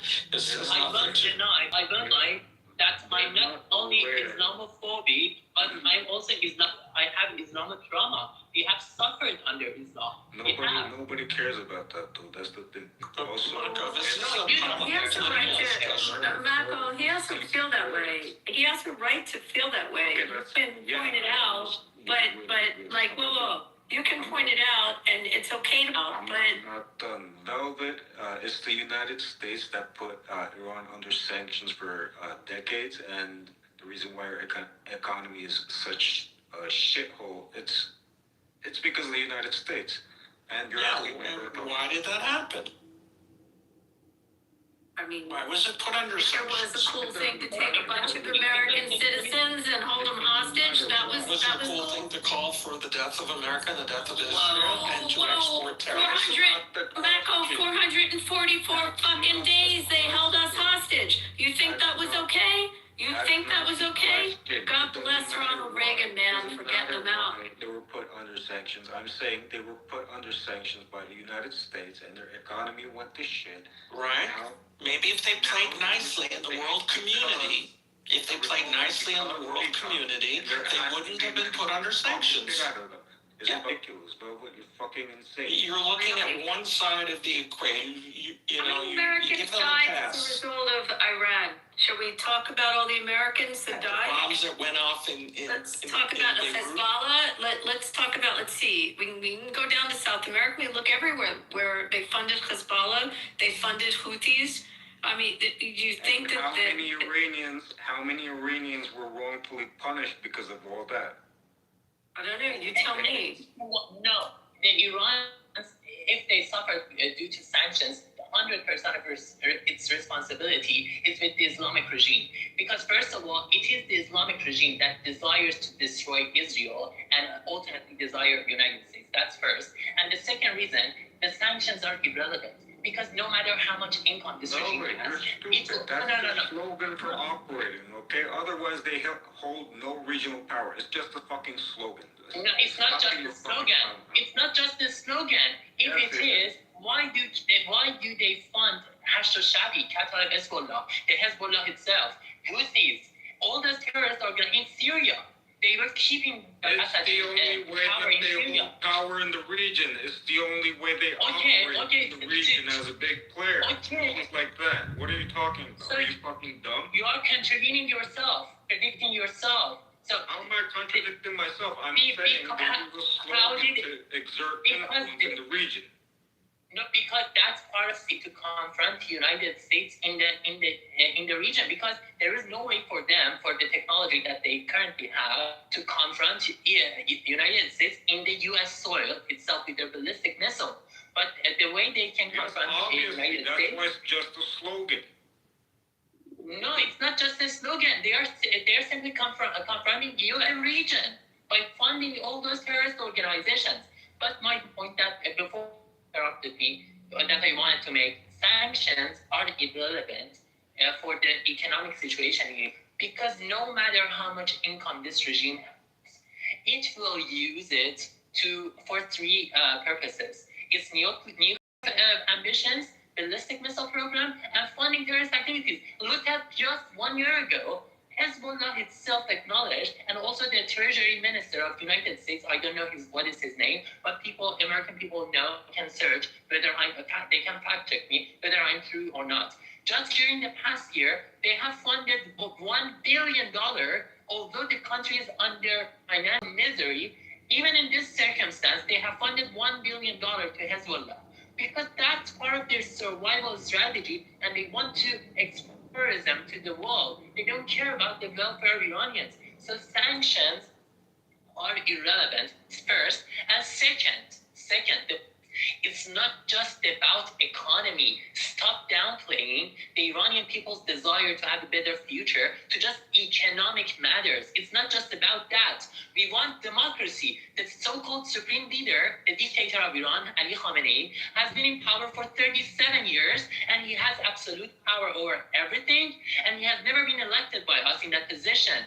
We, as a nation, demand democracy. We are not animals. that we just care about food or water or have a roof on our head. We want democracy. We want dignity. Why it is so hard for you to understand that?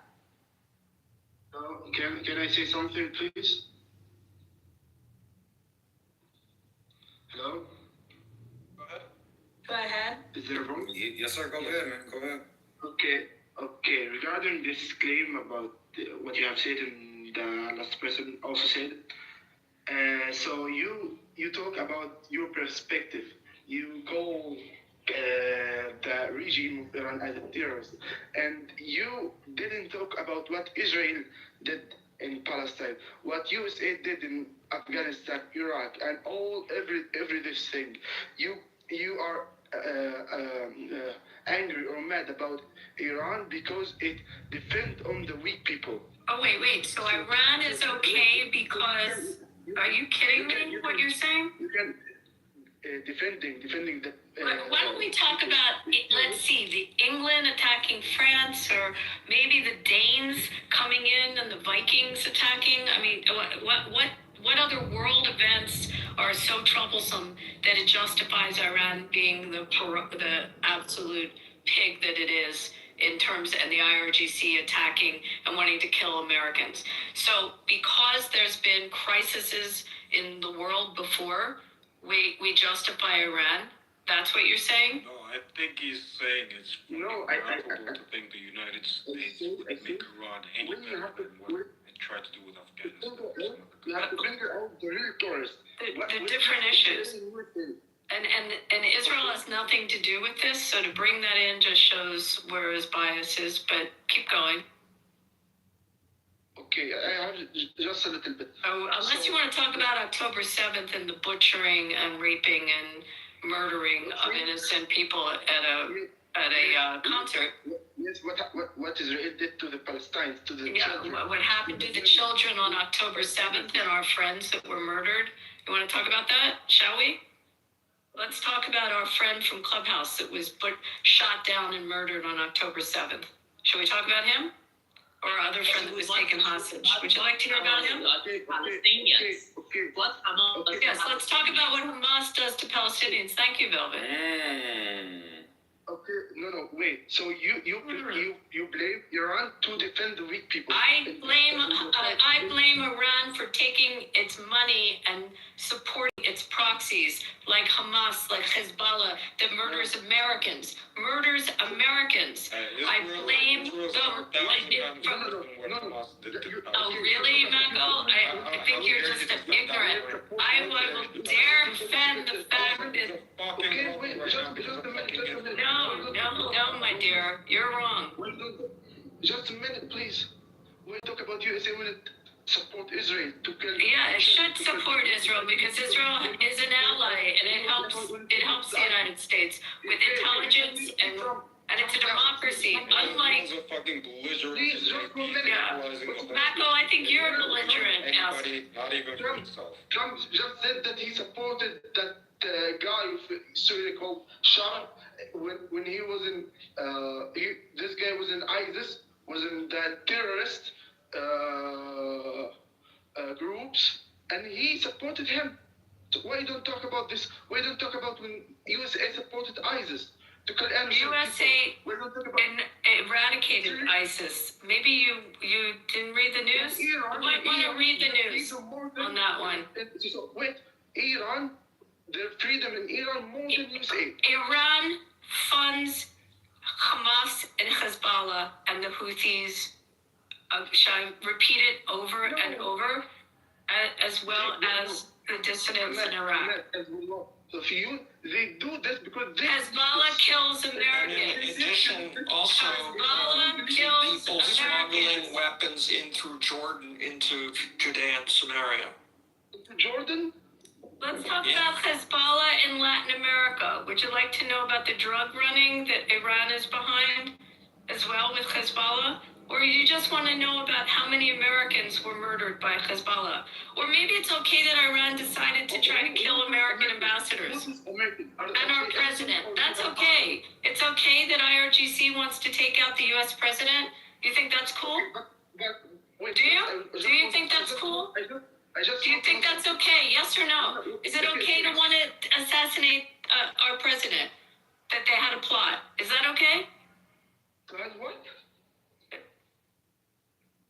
What? The Islamic regime. Is it okay to want to kill the U.S. president? Yes or no?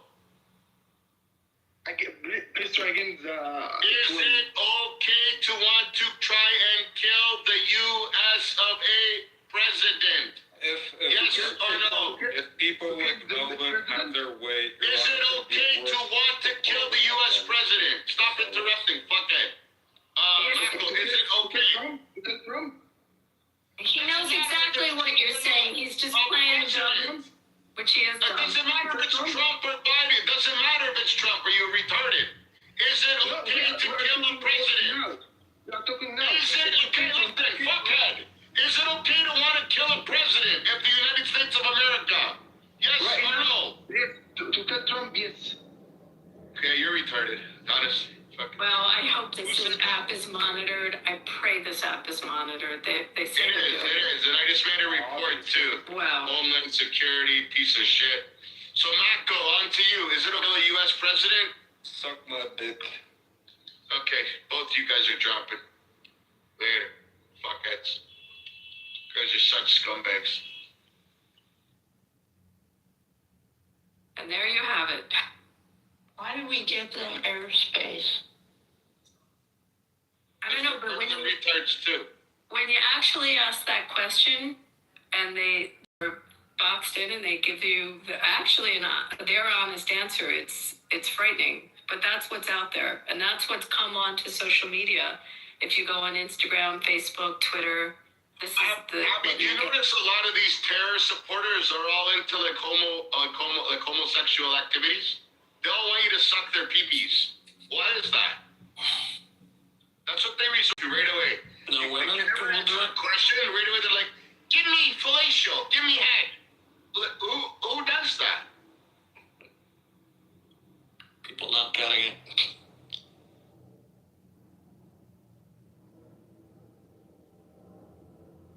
To point out, the suit that I'm wearing is Gucci. This is Lord Pepe.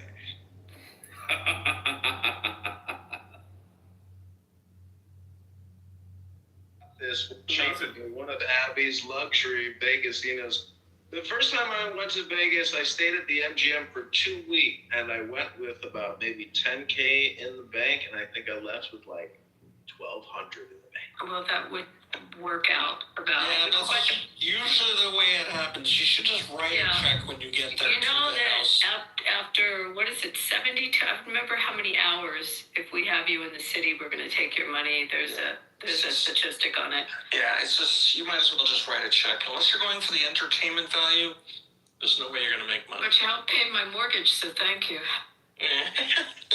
Hold on. What is this? Pepe's been cloned? There's 2 Pepes now? Yeah, God forbid. Pepe. On the higher IQ, Pepe in a suit. Read it and weep, Pepe. Suck it, Pepe. God. No, 2 Pepes. Shit. Abby, go clone yourself. Where is there another Pepe? I didn't see a second Pepe. John's is Lord, and he's in the upper left, and Pepe's second row on the right. Are you there? And yes, Lord has Pepe's picture. Okay. Quiet. He's unusually quiet. Yeah, Lord has Pepe's picture. So, Abby, we need you to clone yourself. No, I don't I'm in a suit now. Look how professional Pepe can look. Only if his demeanor was more professional, he didn't Tourette syndrome out with the N-word and other K-word, J-word, Z-word, profanity-laced, low IQ hate speech. If only he was in a suit and maybe working at a bank or somewhere and looking good, and everybody was like, "Look at that guy in a suit." You'd never know he was such a low IQ racist. Amazing. It's probably one of the smarter people on the app, Lord. I hate to break the news to you. Wearing the Gucci, he's wearing the Guido.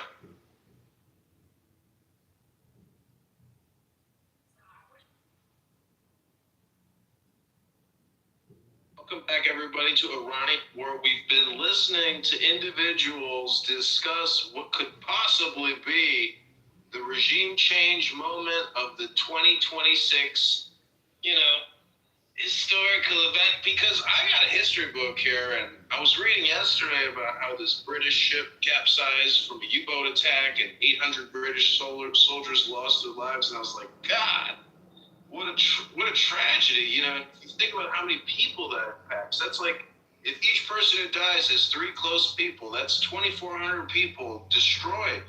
Those relationships, super traumatic and great tragedy.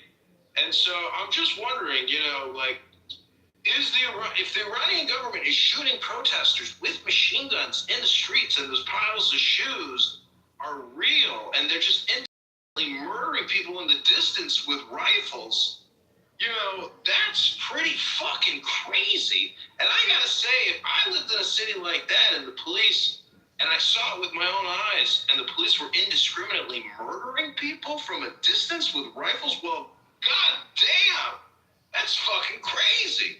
There's repercussions for that, with the law, and attorneys and lawyers and other police and federal agencies, and those people who murdered those people would be arrested, photographed, booked, put in the news, and there'd be repercussions for those murders. Yeah, when your grandparents left you a good system, it's like that, somebody come and support you from the system. But for ours, it's just systematically we get killed. There was snipers involved also.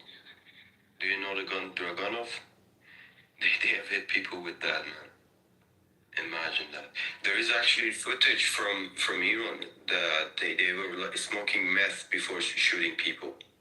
There is actually the proof of that. I can send you the link. Storm into hospitals and shoot, release fire to the injured protesters who were actually being treated by the doctors and nurses. There are several footages and videos that the people and the protesters have been shot on their head while still they have medical instruments on their face. So it exactly showcases and proves that they have been shot in the hospitals. So doctors and nurses, several of them, a lot of them have testified for this. So yeah, you have no idea about the atrocities of this regime. Yeah. But Velvet, were you just like expecting this kind of brutality? We have seen it like a few years before that. We know they're gonna kill people, but even us, we were not expecting this much brutality from them. It's like we were shocked for a few weeks. Exactly. So we as Iranians, we know the nature of this regime. So this is a regime that stones women to death for acts of adultery. I can name lots of women that have been, just imagine it. Just imagine how much brutality it takes. And, Taliban also in Afghanistan have that practice. They stone women to death for acts of adultery. So, for instance,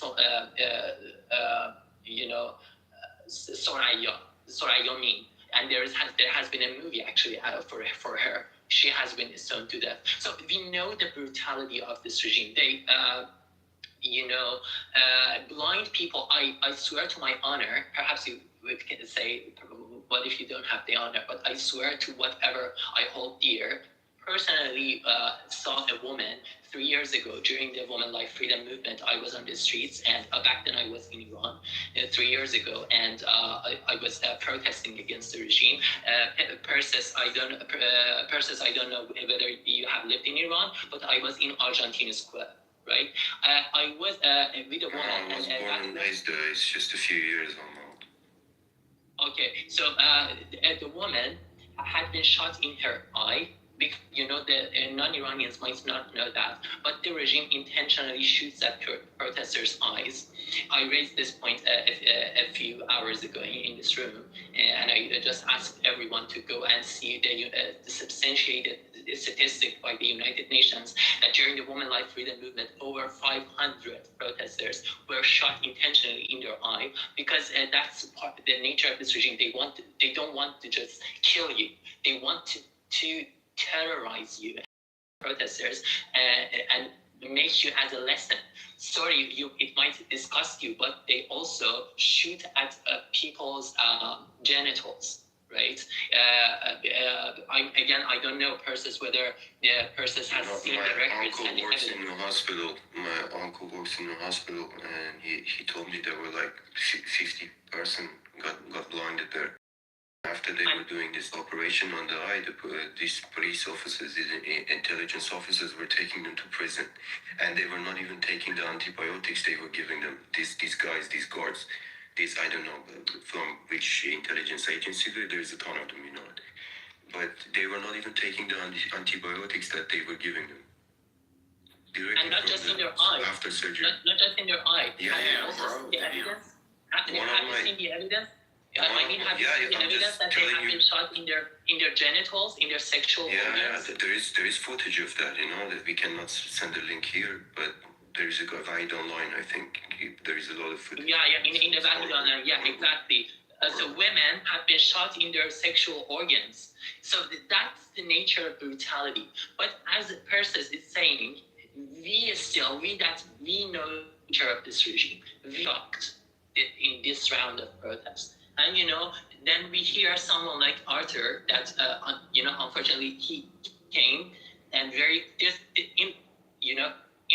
a very disrespectful way, saying no, fuck off, and without me saying anything harsh to them, because we consider Americans and Israelis as our real friends, and we are allies, as opposed to any other country in the region, including Afghanistan or any other country. So I was a bit, annoyed by that remark.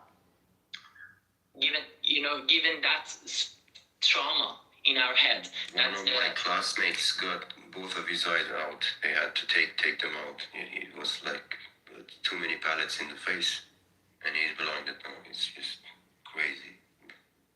I haven't talked to him yet, but our friends said that both of his eyes are gone. And, like, I've been thinking about a solution how to fix this. There isn't any. Like, you know, you wanna just do something for a person, but at this point, both of the eyes are gone. I have no idea what to do, you know. Exactly. Let me put a link. I will search it for it. The name of the people who had been blinded by this regime during the Women Life Freedom Movement. But by the way, again, for non-Iranians, the Women Life Freedom Movement started because a woman named Mahsa Ajina Amini got murdered in custody of the so-called morality police because she had not worn enough hijab.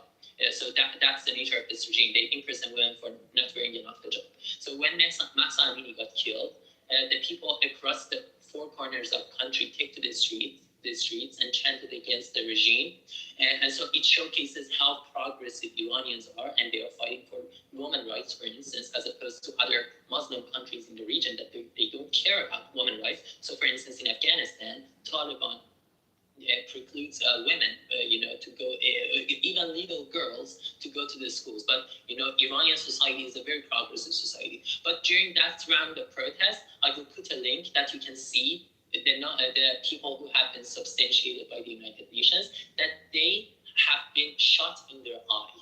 They have been blinded. And you can see the evidence there. Most of the, after they detained them on 8th and 9th January, they were seeing them as, it's horrible. They were seeing them as the slaves in this Islamic rules and stuff. It's normally practiced, just the people of your own country, when somebody is Muslim. They have done so much. Most of them, after that, they were killed. That in this cemetery, when the families were going to take the bodies, they were saying, no, we have to open the uterus. They were taking the uterus out because there was evidence inside, It's just, even us, I was beaten before in Iran. I got injuries back in home, but I wasn't expecting this much. I just hope I just hope they see the fucking justice in a few days, you know. It's just, it has been 2 months. Nothing has happened yet. But I just hope that they see the fucking justice someday soon.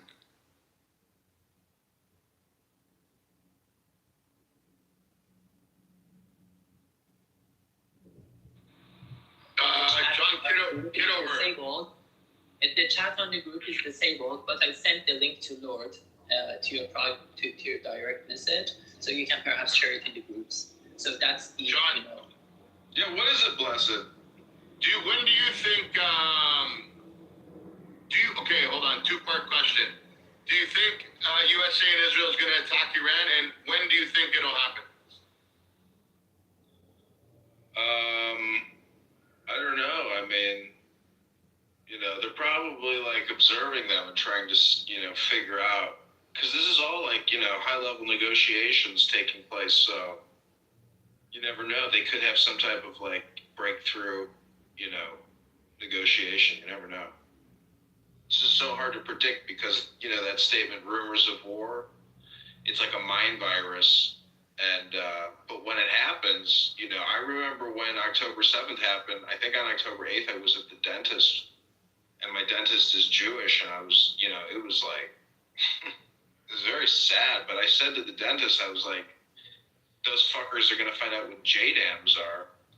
And he's like, what's a JDAM? I was like, it's a bunker buster. Like, they're going to fucking level Gaza over this. You know, that's it. Like, they have opened up Pandora's box by attacking the Supernova Fest, you know, killing all these innocent people and taking hostages.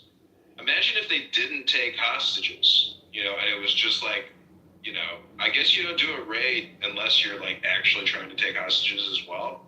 But anyways, all I'm saying is, in this reality, war is the status quo. It's not the other way around. However, even though we know that, we meditate on peace because you never know, because history is full of situations reversing with just the touch of a feather. It didn't take much, apparently, to like prevent, you know, horrific bloodshed. So there's always breakthrough moments, but there's also breakthrough bombs, and terrorism sucks. And in my opinion, the Iranians don't have it in them. To me, they're pretty smart and wise, and they have been taken over by a mind virus. And if they were smart, they would find a way to essentially access the wisdom of Rumi and find an equilibrium and a balance. But when war crimes are happening, it's, you know, this is wild. So we'll see what happens, you know. It's possible that there's higher levels of intelligence in Iran that can prevent internal bloodshed and external conflict. It's possible. Those things are possible. Thank you, John. Do you got time for 60 seconds of Tanya? You, Rabbana Shalom, have your Tanya nearby. Because there are fathers of the Rebbe who say Rabbana Shalom is extremely useful.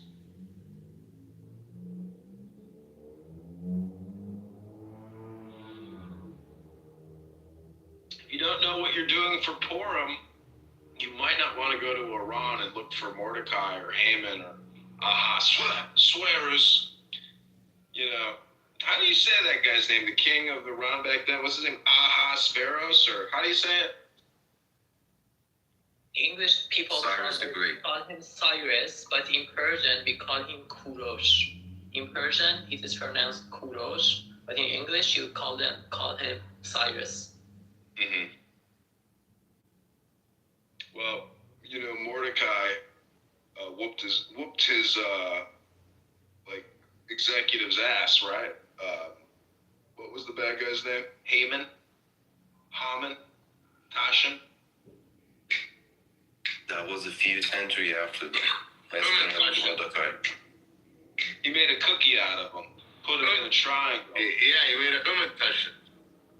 He took a little piece of apricot, stuck it in a cookie, and then Do you guys know the story of Mordecai and how he, beat Cyrus and his?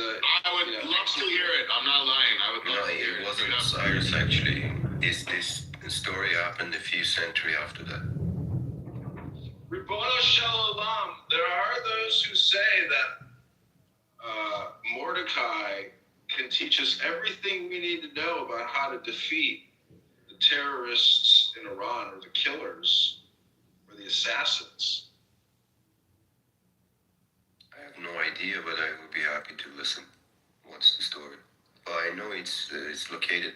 Their tomb is located in Hamadan, inside Iran.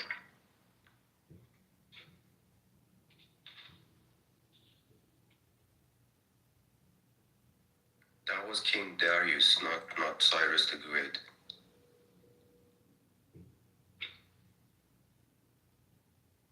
King Darius. But Haman it's actually a very funny story, because you think Mordecai is like this amazing prophet and really nice guy, but he even makes fun of Haman to his face and like double insults him, kicks him. Like Haman helps put Mordecai on like a horse or something, and then Haman kicks him. It's just like so funny. It was because no matter what Haman does, he's screwed. But he's also a prick attempting to assassinate Mordecai. So it's like, who's the asshole here, Mordecai or Haman? Haman's trying to fucking assassinate him. Like, you could. Haman is the asshole. Yeah, the prime minister is the asshole.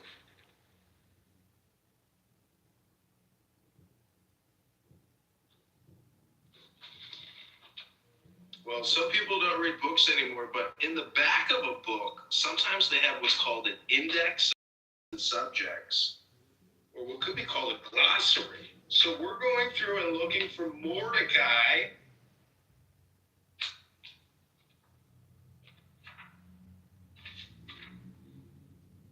And Mordecai is not an anagram for more dick. Mordecai. Here we go. Book of Esther, 15253. 15253. Here we go. The promotion of Haman. After these things did King Ahasuerus promote Haman. Promoted him. That's in Esther 3:1. Rabbi Levi said Haman was promoted only for his downfall. Why then bother to promote him? The answer will be provided by the parable of a common soldier who cursed the king's son.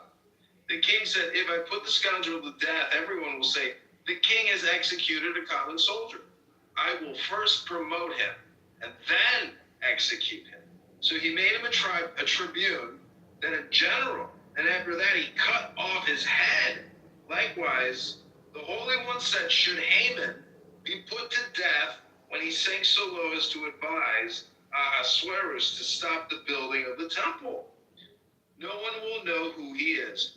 Let him therefore be promoted and then be hanged. So he first set his seat above all the princes. Esther 3:1. And after that, they hanged Haman. Esther 7:10. This shows how the enemies of the Holy One become great only as a prelude to their downfall. And so Scripture says, though the wicked bloom, they're like grass. Though all evildoers blossom. Psalms 92. What follows at the end of the verse, it is only that they may be destroyed forever. Similarly, it is said, he exalts the nations, then destroys them. It's the promotion of Haman. Haman. Ham and an Am. A man ham. Well, it looks like we've exhausted the room for the day. Looks like we did another mitzvah for the Lord. This is Lord King Pepe in the Clown House Adventure Room with all of you. I hope you're having fun. This room might go all day, but I don't want to have to run it all day. I want to go to the gym and have a nice dinner. What do you say? It's the Lord King Pepe way here on Clown House, The Adventure.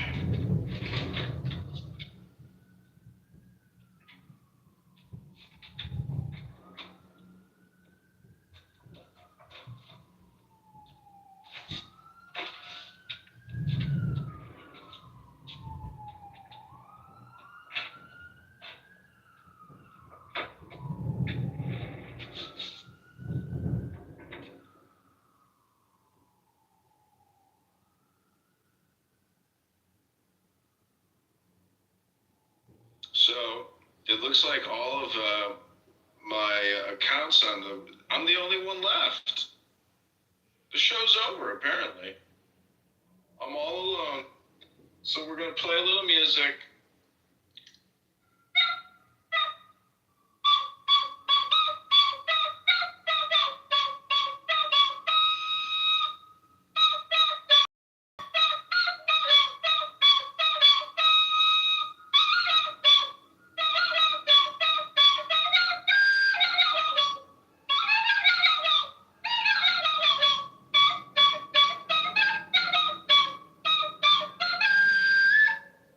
This has been another Lord Pepe production in the Lord King Pepe Clown House Adventure Room, starring your Lord, Pepe.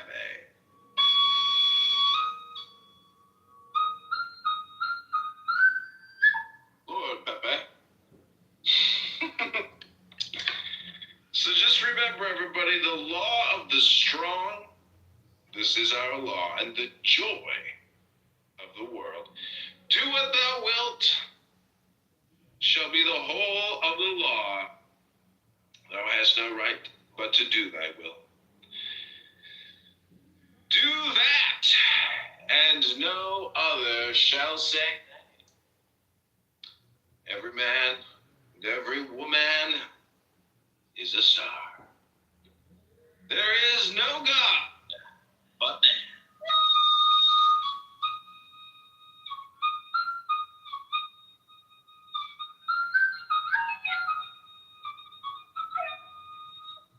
Man has the right to live by his own law.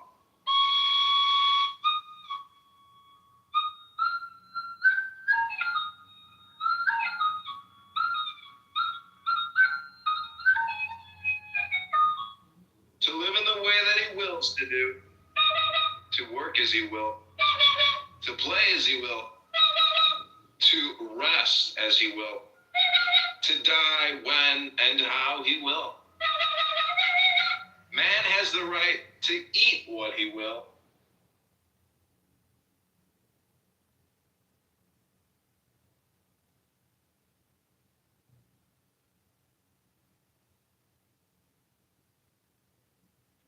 Oh, my friend the Shake is here.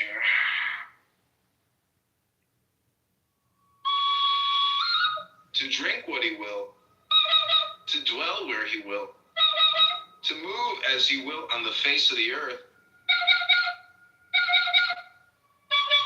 Man has the right to think what he will, to speak what he will, to write what he will, to draw, paint, carve, etch, mold, build as he will, to dress as he will, to burp as he will. Man has the right to love as he will. Take your fill and will of love as ye will. When, where, and with whom ye will. Man has the right to kill those who would thwart these rights. The slave shall serve. Love is the law. Love under will.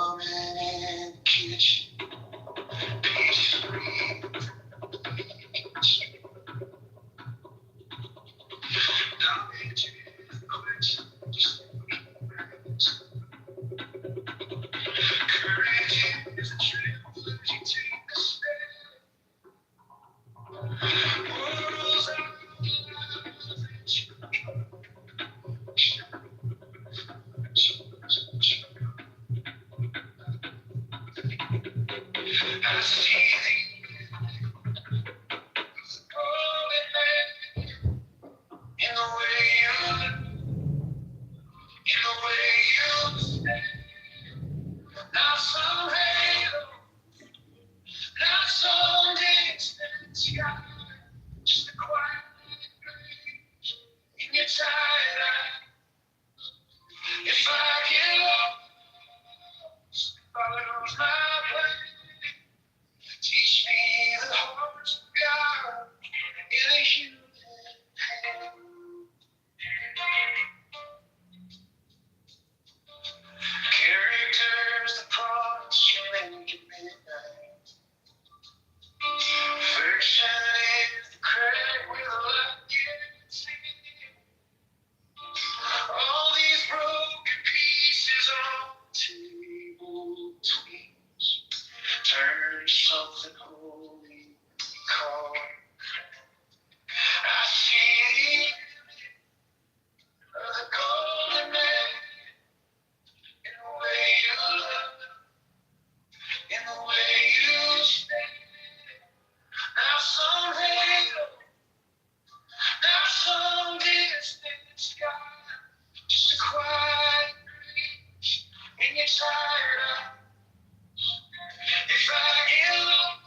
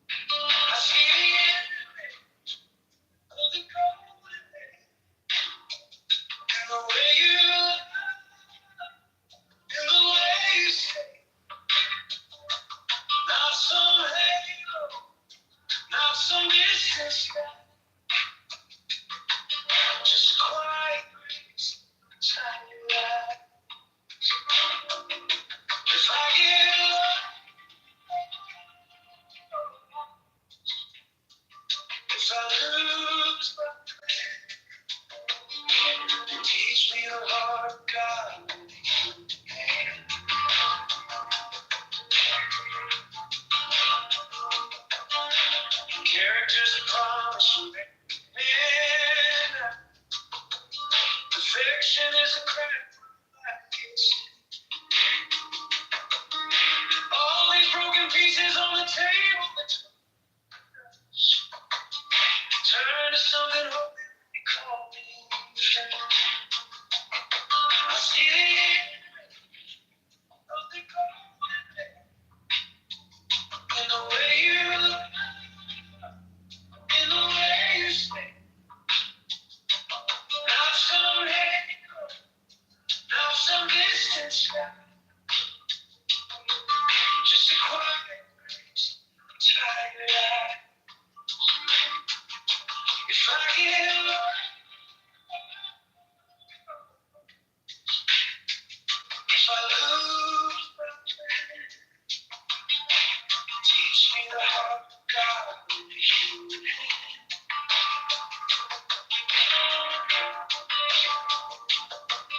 Every scar, every stained glass window,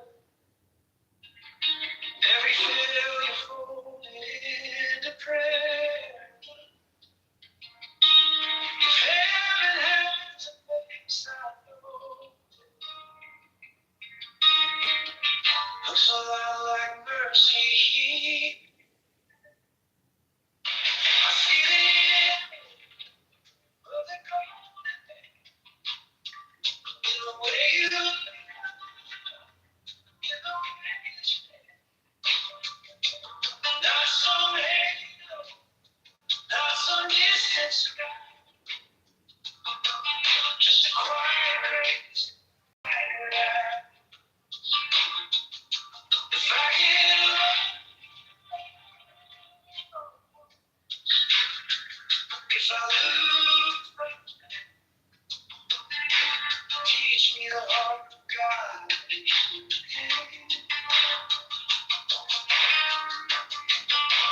Teach me the heart of God.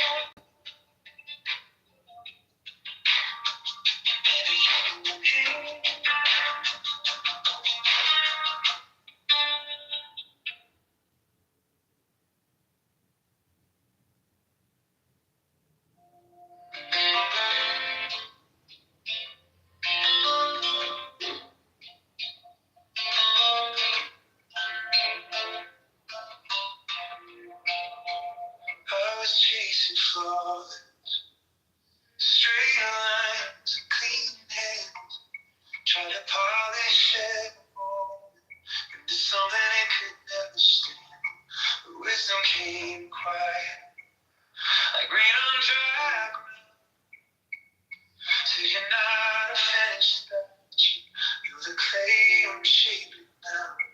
I'm a perfect work in progress, every scar, every step, every breath held inside your kindness. You're not asking me to impress. You call this people breaking heart, a mirror of your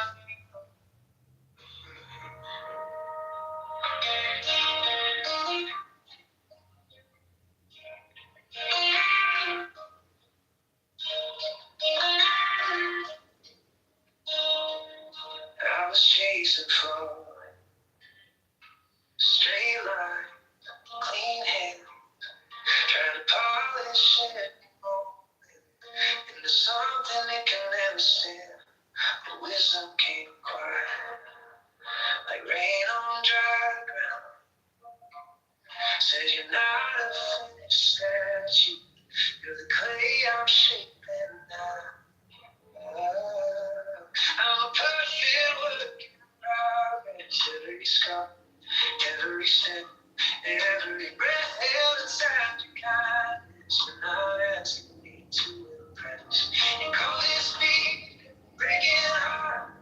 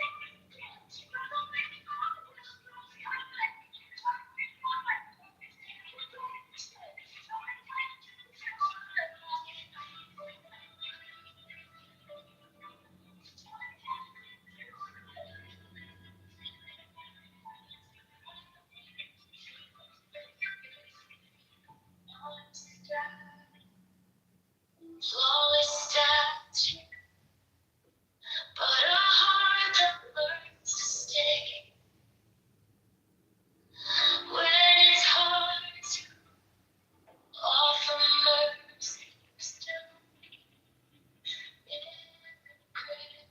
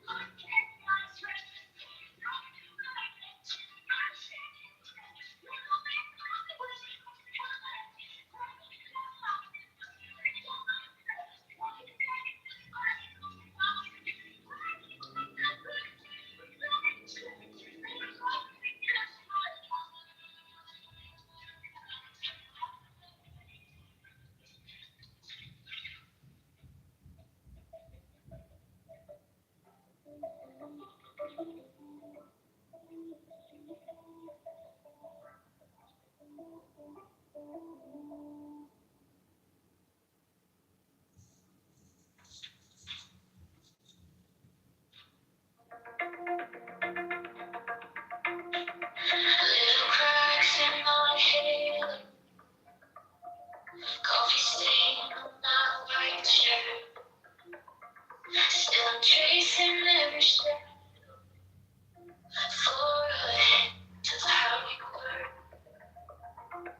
I keep tripping on my quest, still down. Yeah, your body,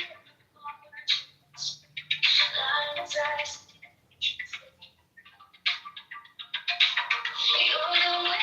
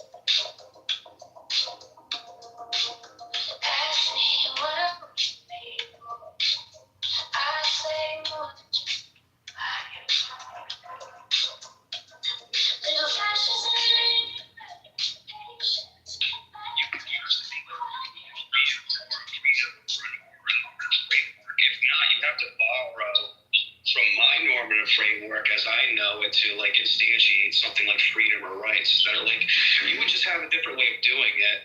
I would say that's like granted by God, but I'm asking like what would you say that's ingratiated or granted by?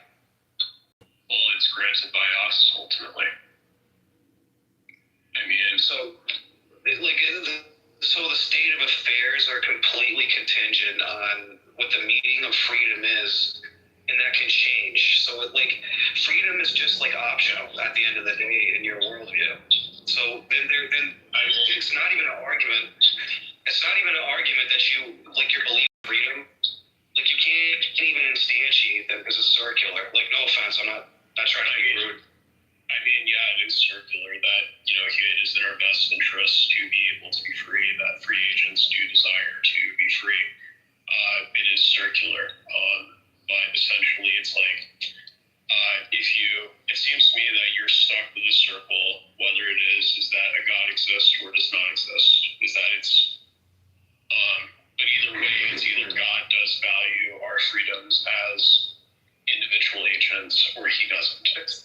Well, the reason why it's not the same is because I'll go from a top down or a down up and reverse engineer either which way, and then I'm just going to get up at God at the foundation of that. Now you can reject that and say not God, but then I'm going to ask you what in the not God worldview is going to instantiate this value that you have. Why is it valuable, and why do you get to manifest it and express it in this way? What would be the foundation of that? We're free agents who benefit from the ability to be able to make choices. Yeah, but you don't even know if we're free, if we're literally locked into this closed system of if you just get 1% more, the 51% versus the 49%. I mean, is that really freedom? And then you have the issue. Hold on 1 second. And then you have the issue of the induction fallacy, on the secular humanist worldview, where if you're using statistics and science and sense data and gathering hypothesis, you do come up with new ideas, but then you don't get enough time to test them. You can end up with an induction fallacy. And usually one of the examples I point is the COVID issue, locking people in their houses and forcing them to take vaccines. Yeah. So, I mean, are you suggesting that, we can't have any sort of discussions about where do our freedoms begin? What are the, the basis by which, what are the limits to what we can do? What is it that our freedoms allow? Because essentially, you have one side of the debate that is, or at least it seems to be on both sides of the debate. Both of them are arguing from freedom. One of them is freedom of individuals, right, to not die, to not be subjected to a disease, and the other person is freedom. The challenge I'm trying to have one side saying, I don't have a foundation for a moral framework, and then you have another one that does, and that can explain normativity better than the other can. So it becomes a problem of don't atheists and secular humanists interdepend on Christian benevolence to just not wipe them out, just on the sole basis that they can't tell you what instantiates a right, how they believe in it, because they don't believe in anything. And it's well, now you have to interdepend, because it's what believe you? For in other words, why would I believe that you think you're a free person when you can't even tell me why? You're just claiming, well, because I'm an agent, circular reasoning, that doesn't tell me anything at all. I mean, I just admitted that it's circular, that we value freedom as agents that are rationally self-interested. So, I mean, if you think that that's if you want to say that that's a gotcha ultimately, but to me, I think if you want to do that, then I think you've essentially that I think really it's not gotcha. I think I think that's actually kind of sad from a Christian perspective. But the thing that's interesting is like why, like the thing is like why ought I believe you is like now the problem, right? And then like the people you call literally crazy that believe in a magic sky daddy that that hallucinate Jesus and to get the Holy Spirit by it. It's kind of strange that we actually have like a foundation, a good reasoning,